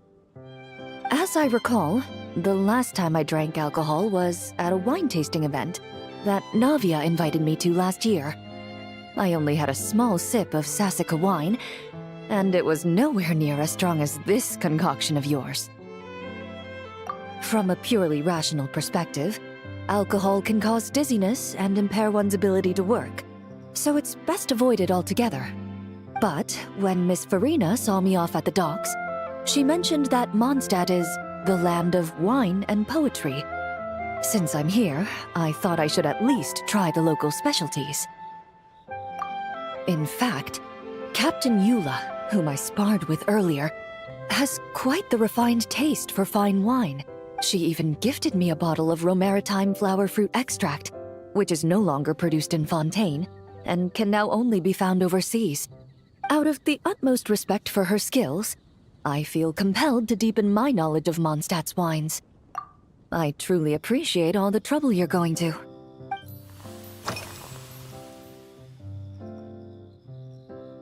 I've seen a little. I took a stroll around the city the first day I got here. Navia's done some rather extensive research on this place. Many of the scenes and illustrations for the tabletop troupe were inspired by views of Mondstadt. However, the way she describes the atmosphere in her world building is quite different from the real Mondstadt. The deepest impression I've got since arriving here is one of swords and shields. Perhaps because I've mostly just visited the blacksmith and the training grounds. Recently, the newer weapons and armor produced in Mondstadt have been created using a completely different heat treatment process from those in Fontaine, with a higher carbon content in the surface layer. While this has slightly reduced their overall toughness, their impact resistance has greatly improved. Perhaps it's because that scent gave me such a positive first impression. You see, Fontaine's signature metalwork is often coated with a protective agent that contains Marcotte. Over time, the faint fragrance becomes overly sweet. And for some reason, it makes my teeth feel funny. I don't imagine the scent of Mondstadt's swords and shields would cause the same level of irritation. Of course, there is a solution to this problem. The next time you find yourself in Fontaine, there's another protective agent I can recommend. One that's as neutral as water, without any excess fragrance. If you also dislike being bombarded with sweetness, this protective agent should suit you well. Huh? Does that mean she's already finished her commission? Well, she's certainly efficient. Once I return to Fontaine, perhaps I can let Sigewinne know that I'd be happy to purchase her latest perfume. I'm not sure I'd say that. On my way to Mondstadt, we happened to take the same boat. Naturally, we got to chatting. I've often heard Sigewinne praise her work. After conversing with her on the journey over, I must say, she is indeed a rare and refined individual. She's gentle and composed, yet keeps others at a distance. Perhaps it's due to her profession. I find this approach ideal. It allows one to maintain a lasting sense of inner peace. Oh, thank you, but there's really no need to set anything up. Our work rarely intersects, and our social circles hardly make for a Venn diagram, if you know what I mean. Best to just let things take their natural course. When I'm working, I often drink coffee. But with meals, I prefer a lighter tasting drink, like Buell fruit juice. Since I eat a lot of meat, the slight acidity of the juice helps balance out the greasiness. Over time, I've grown accustomed to the sour taste. After the swordsmanship exchange, the Knights of Favonius rather kindly treated me to some traditional Mondstadt cuisine. I had 8 different meat dishes, and all of them were excellent. The portions were huge, and only the highest quality cuts were used. Everything was cooked to absolute perfection. Of course, there was still room for improvement. When catering to tourists, the sticky honey roast and pile 'em up might benefit from a slightly lighter sauce. I've certainly tried all the red meat dishes. I think I've had enough calories to sustain 3 days of vigorous work, so I've had to decline all subsequent dining invitations. To be honest, I can still taste the grease. There must be a way to cleanse my palate.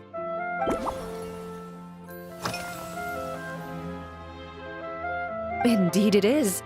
The knights codenamed Hazelnut 3 and Hazelnut 5 gave me this crest. I must say, it's exquisite. They told me the design has only just been finalized. Apparently, it's only presented to important guests. They said they're making a badge for you, too, but it hasn't been finished yet. You're not wrong. I guess it's similar to how I can't remember the name of every clerk in the Palais Mermonia. But I'm certain you'll get to know them in time.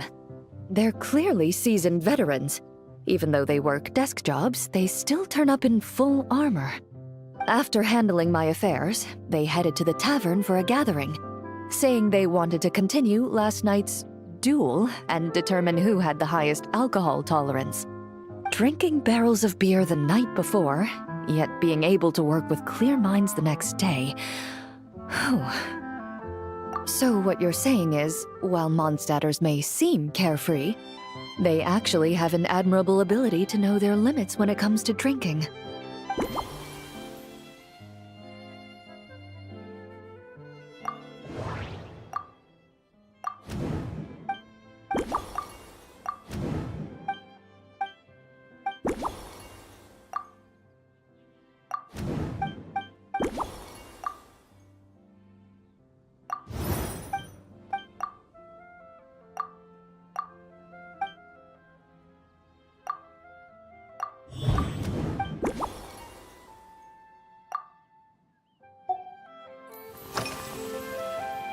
Are you already planning the details of our hypothetical get-together? Based on my previous experiences with alcohol, I guess my tolerance is similar to Emily's. Fruit liqueur is probably my limit. So when the time comes, I think you'd be best off mixing similar drinks for the both of us.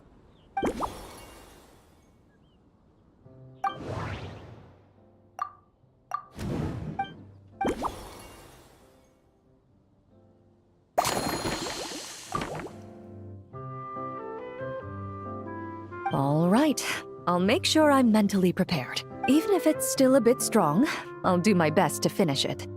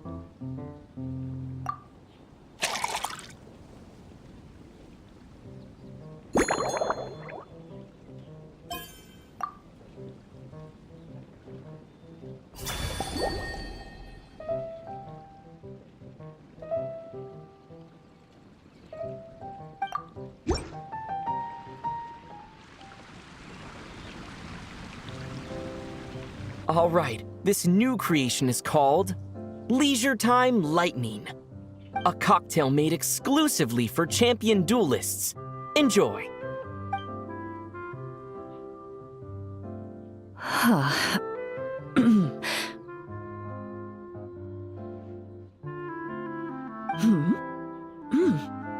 Have you added fruit wine? It tastes wonderful. This is ideal for me. There's a subtle saltiness that combines well with the tartness of the fruit and the sweetness of the caramel. Each sip balances delicately on the edge of perfection. The color of the wine also fits well with the name, and the lightning imagery contrasts with the fiery nature of the caramel glaze. But where does the leisure time part come in? I see. That certainly matches the impression this cocktail gives me. Its unique aroma and taste will hold a special place in my memories of Mondstadt. Do you think, if the chance were to present itself, you'd be interested in mixing drinks somewhere else? A cafe, for instance, or the Hotel de Boer, mostly for Navia and Miss Farina's sake.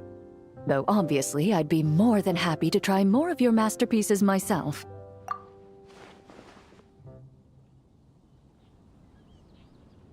I understand. I won't try to strong-arm you. In any case, I truly appreciate your hospitality. Thanks to you, whether I'm summarizing the key lessons from my exchange with Miss Eula, or discussing strategy with the Knights of Favonius, I'll be in my best condition.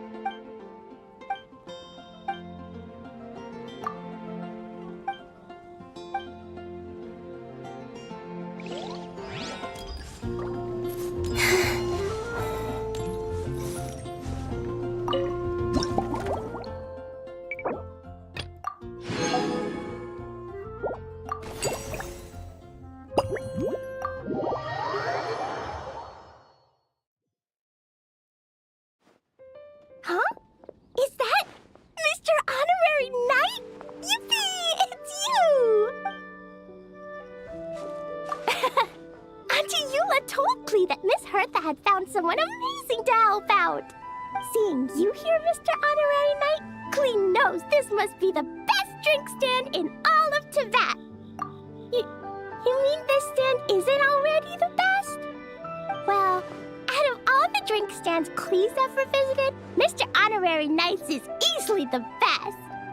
And no matter what drinks Mr. Honorary Knight makes, Klee will definitely think they're yummy. Oh, you want me to be mean? But Klee could never be mean to you. Let me think. I know! I'll pretend to be Albedo! Whenever Albedo reviews Timaeus' work, his face goes super serious, and Klee can hear every word he says. Get ready for Klee's super amazing order! These past few days, I've been having such a blast with Mom all day long! It's been so much fun! Even being sent to solitary confinement couldn't wipe the smile off my face. So, Klee wants to order a fair weather frolic. Anything like a bright sunny day will definitely put Klee in a super duper mood. I wonder what it'll taste like.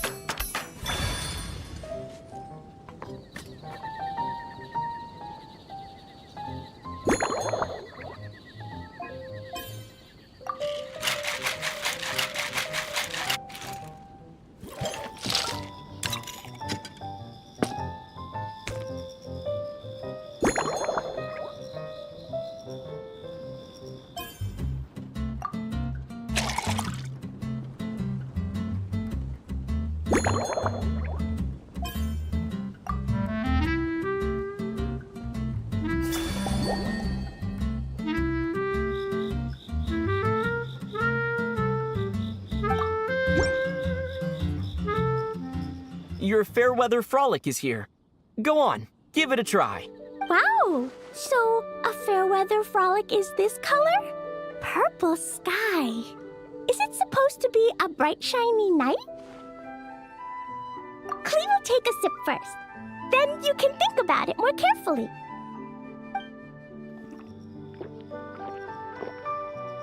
Ah, finished! Yummy! Both sweet and sour.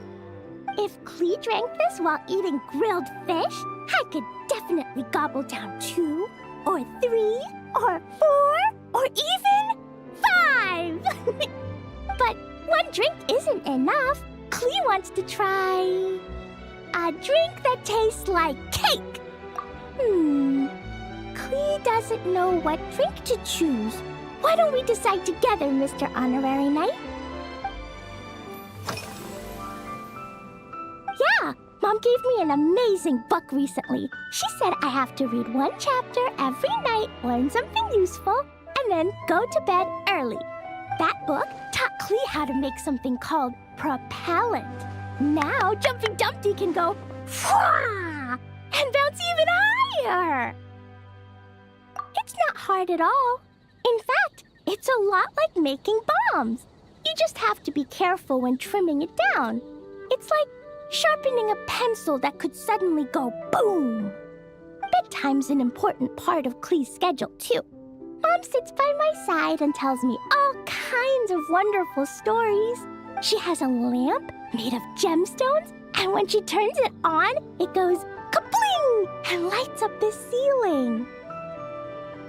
Yeah, when something happens in the story, the lights on the ceiling make pretty pictures.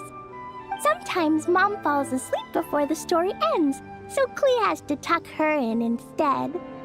As soon as Klee learns how to use the lamp, I can come tell you stories, Mr. Honorary Knight. Klee has memorized so many wonderful stories, enough to make everyone happy every day. 3 square meals? Klee often eats 5 meals a day, sometimes even 7. Adventuring takes a lot of energy, and if I eat too much at once, I can't run so well. So, it's better to eat lots of smaller meals. Albedo used to prepare all Klee's meals, and my lunchbox was always arranged so neatly, just like a pretty painting. When Albedo's busy at Dragonspine, Klee goes to eat with the other Knights of Favonius. Kaya's camp is usually the neatest, while Amber sometimes camps in the trees. It's so much fun. Oh, and Auntie Hertha makes the best food. When my mom comes back, there'll be even more yummy food to eat. There's this one dish where she takes loads of different fish and makes them into little pudding cubes. It's called Rainbow Fish Jelly. Her Chocogo Crunchy Slices are fantastic, too. It's her newest creation made with chocolate and cookies. They're a little bitter, but they're crunchy. They smell scrumptious, and they have a really sweet aftertaste. Whenever I eat them, I feel so full of energy. Next time, Klee will have to bring some for you to try. Yeah, when Klee gets back home, I'm gonna eat some salted nuts while reading my book. Klee used to eat cake after dinner, but Master Jean said it's too sugary, and it's not good to eat sugary things before bed. Apparently, it makes you chubby and gives you toothaches. So, Mom got some advice from Auntie Barbie, and now she gives me nuts instead. She says they help my brain remember things better. Nuts don't have much flavor. It's like chewing on grass, but they're okay if you add a little salt.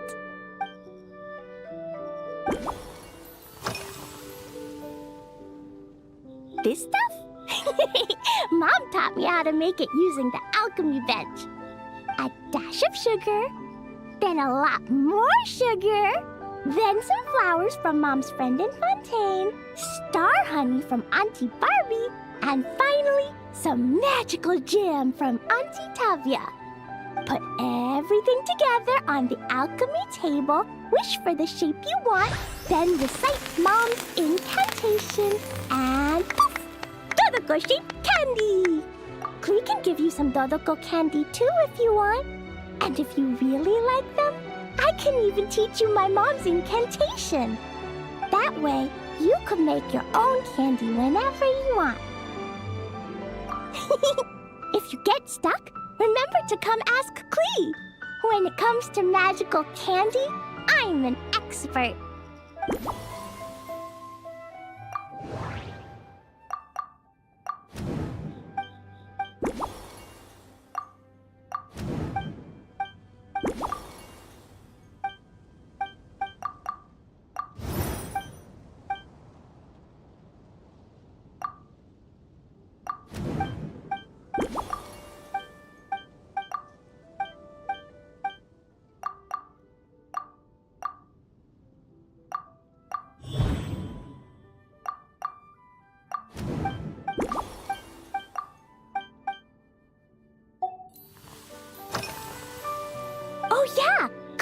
still wants to eat sweet things, like cake, for example.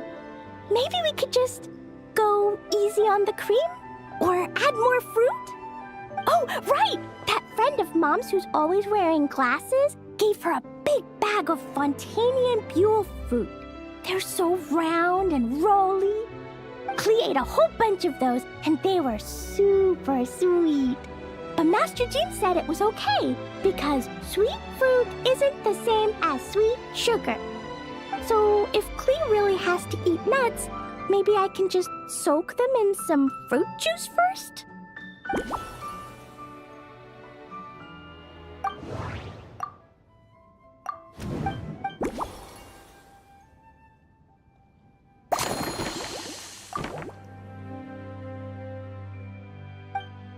Yeah, now Klee's looking forward to finding out how tasty your next concoction is.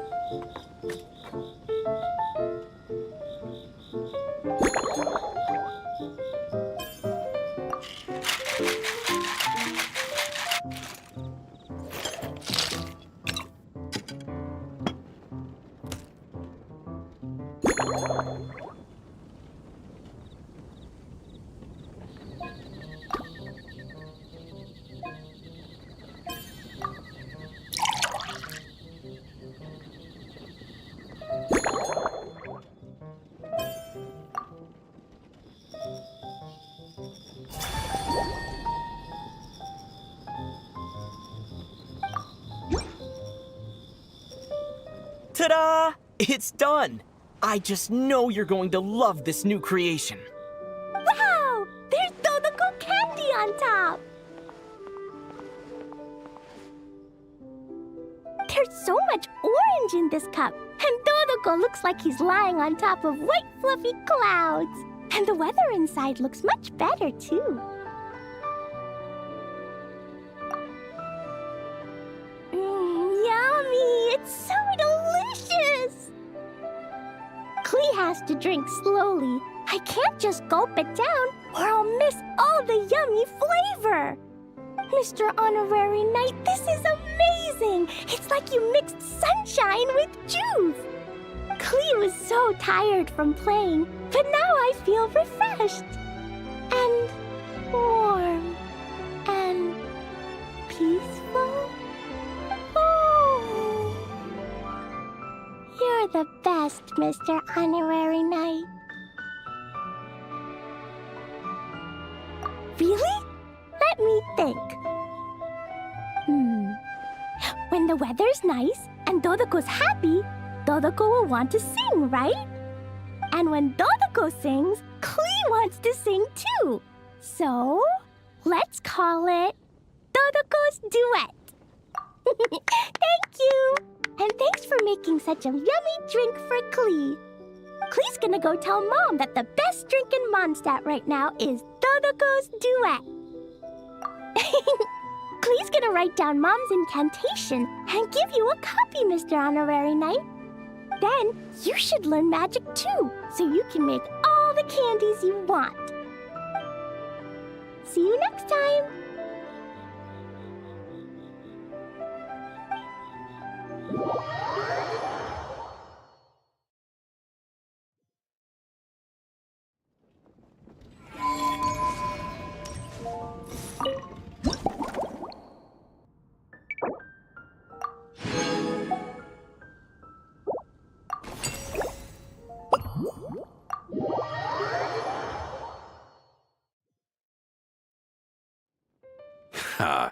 So Hertha's even roped our honorary knight into helping with this little venture. Now that I'm finally free to relax, it's time to start doing just that. Can't wait to see your skills in action. Give me something that goes well with casual conversation, but still packs a punch. Of course they don't clash. A drink that packs a punch means you have to drink it slowly. And if you want to chat, then it has to go down smooth. So, something with a sweet aftertaste. A conversational connoisseur requires the perfect balance.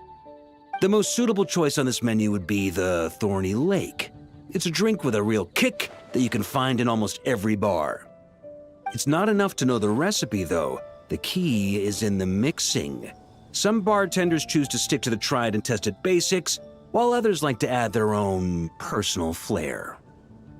That's the spirit. Now, show me what you've got.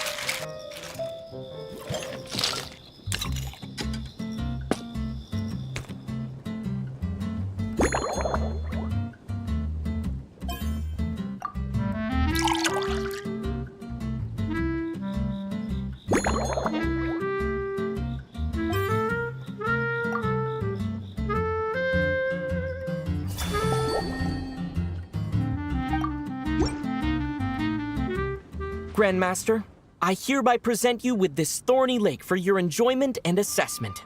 Well, the color and aroma are certainly on point. But as for the balance of flavors, I'll just have to taste it and find out.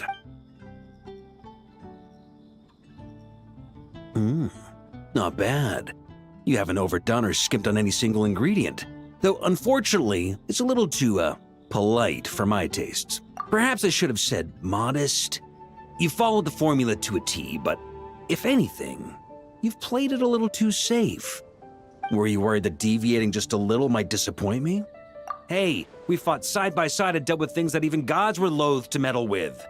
Ours is a friendship forged in the margins between life and death. That said, if you ask me, you can ditch the nerves and work your mixologist magic. I'm looking for something that shocks the senses. Mull it over, there's no rush. We can chat while you think. Who knows? You might just find some inspiration to mix in with your magic. Ha! I like your style. Speaking of this garden, it brings back memories of something that happened many years ago when I was young. I like to find ruined guards to test my fighting skills, both armed and unarmed. Once, I failed to take down a stray missile, and it ended up destroying a watchtower on the city walls. As punishment, I had to run 50 laps around the city, repair the watchtower, and help rebuild the shattered walls in this garden. Indeed, among the misadventures of my youth, this is one of the most memorable ones. Mostly because that day, Crepus saw me covered in dirt. He took 2 bottles of 100-year-old wine and sent D-Luke, who looked even younger than Mika does today, to work out a clever way to get rid of Faru, who was guarding me. It was so hot that day, I could swear I was about to pass out. On a whim, I picked some mint leaves, put them in one of the wine bottles, and the result turned out to be surprisingly tasty. After Crepus tried it too, he was full of praise. He even wrote up an official recipe for my spontaneous creation. His customers loved it. Several summers passed, and Crepus kept writing letters about giving me a share of the profits, as though I could possibly accept. Yes, good old Crepus. Faru retired years ago, but he still gives me a stern stare every time we meet. He's a stubborn one. D-Luke, who replaced him, and then Kaya, who took over later, both performed impeccably. Changing times will always belong to the youth.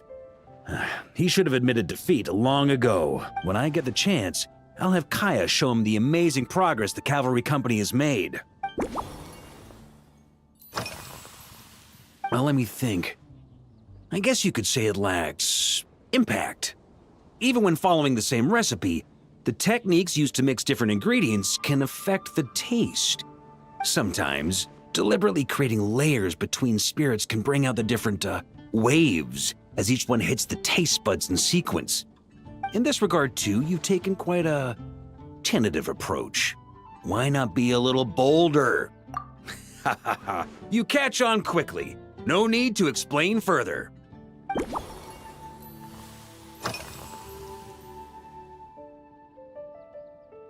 Pretty awesome, huh? It's like a hammerhead that you can fill with wine when you're not using it to pound in nails. It was a gift. Hoffman came up with the idea, Charles supplied the design, Wagner helped cast it. And about 10 or so knights chipped in to pay for the materials. They've been waiting to have a good drink with me. And this is my crucial weapon to aid me in a fair duel with them all. I'm the Grand Master, after all. I've been drinking a lot longer than them. I've practiced more assiduously, and I have a bit more, meat to absorb the blows. So it's only fair to my subordinates that I drink a teensy bit more per round. Wouldn't you agree? Of course, some of them have been training as long as I have, and those ones won't be getting any special treatment. Take Hazelnut 3 and Hazelnut 5, for example. Both were skilled warriors who helped me deal with Eric back in the day. Nowadays, I have them helping Jean with miscellaneous duties. At today's after-work cooldown, they insisted on trying to keep pace. In the end, they lost our game of darts and ended up passed out on the floor. I've already told Jean that I won't be approving their leave request for tomorrow, no matter what.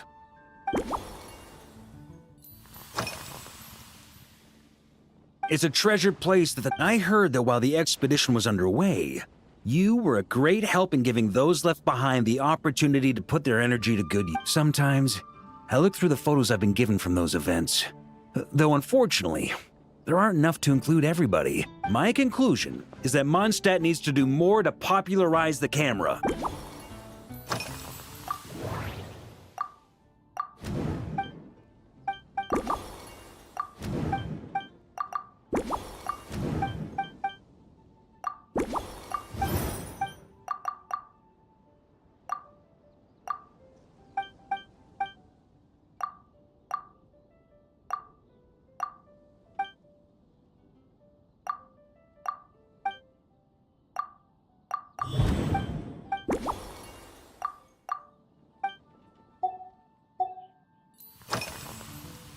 If I were in charge of organizing events? Well, for example, we could go all in on this drink stand and open it to the whole city, with every company of the Knights selecting one or more mixologists to compete against each other. It's only a thought. Can't let things get too out of hand. If I were to actually throw a grand banquet, Jean would come after me with her sword drawn. Even Frederica would launch a punitive expedition. While in Notcry, we had a rule that knights must never get drunk while at their posts. Otherwise, it could lead to dereliction of duty with serious consequences. Exactly. As expedition members return to their companies, my hope is that this rule will gradually spread to everyone in Mondstadt too, just like firewater and Smedina. These Notcry delicacies have made their way into Mondstadt's households and become part of people's daily lives. Young people need to learn restraint. At the end of the day, no one should be biting off more than they can. Unless it's someone near my level, they shouldn't even be thinking about enjoying a light buzz when they've still got work to do. Most people would just end up a whole lot drunker than they'd like. You should come practice with me on weekends. Trust me, once I've drunk them under the table, they'll be swearing off wine for a whole week.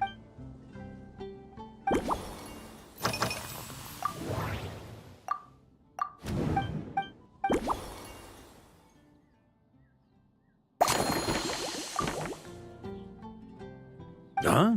Oh, feel whatever you're about to do. I've got a...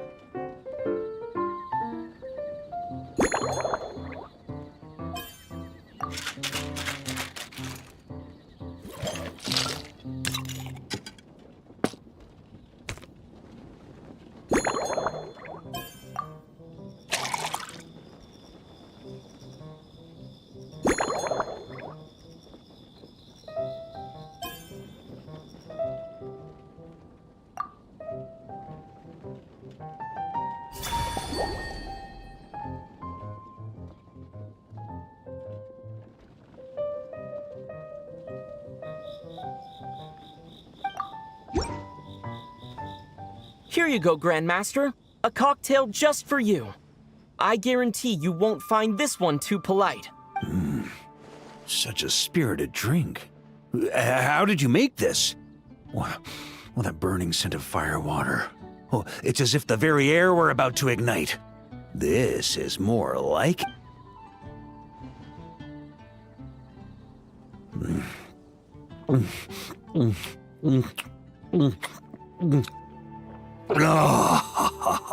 Perfection. It's clear that once you let go of your inhibitions, your talents really shine through. That first hint of mint is like a cooling feint that masks the firewater underneath. By the time the sweetness dissipates, the firewater is already slipped in behind your guard, ready to deliver a powerful strike of intense flavor. Oh, it's exactly the impact I was hoping for. That's the most ingenious part.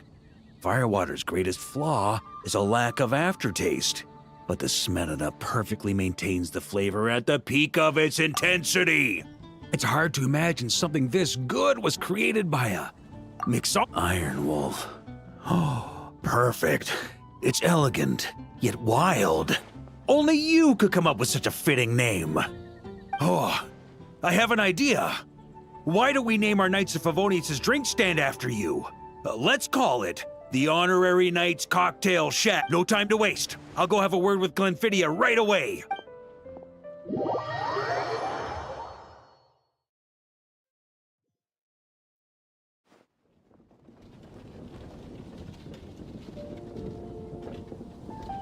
Hey there, traveler! All wrapped up for the day? Paimon hears you did a great job holding down the fort while she was out delivering drinks with Glenfidia. Whatever the reason, the Honorary Knight is clearly one of the most talented mixologists in Mondstadt. Considering how short a time he's been doing this, I believe that someday he has the potential to give the legendary bartender at the Cat's Tail a run for her money. I fully support your decision, Grandmaster. The Honorary Knight has really put in the hard yards. The drink stand will remain open for a little while longer to provide a proper welcome to our returning expedition members. Then, once we locate suitable premises, we also plan to look at operating a permanent service. Hooray! Everyone in the Knights of Favonius will get to drink all the delicious cocktails they like! Nothing short of what I'd expect from a true disciple of Hertha. You've really considered this thoroughly, Glenfidia. Also, if I may, Honorary Knight, regarding the special cocktails you've developed, would you mind leaving the recipes with us? We'd like to add them to the official menu. Paimon feels like there's something you still want to say. Let Paimon have a guess. Based on your personality, you probably want to introduce the origin of each different cocktail. That way, customers will know who inspired you to create these amazing drinks. No problem at all. If you need, I can even have someone draft the paperwork on your behalf to secure you the rights to these new recipes. I hope when we recruit some new bartenders, they'll be able to learn from your incredible skills. Even if they can't quite match your work, if they could be 2/3 as good, that would still make them industry leaders.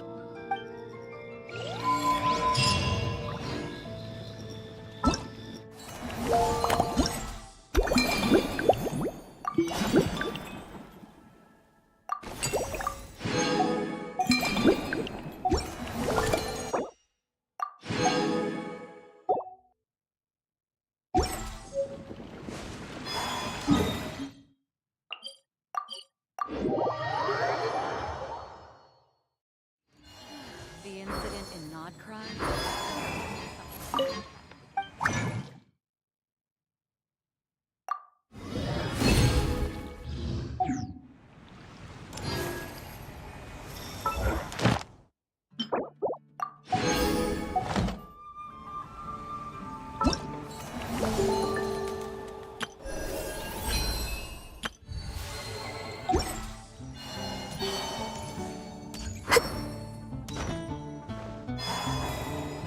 Ad Astra. Thank you for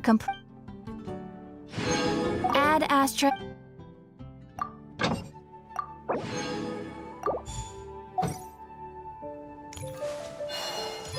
Come take a look. There was definitely something attached. Welcome. How can I help you?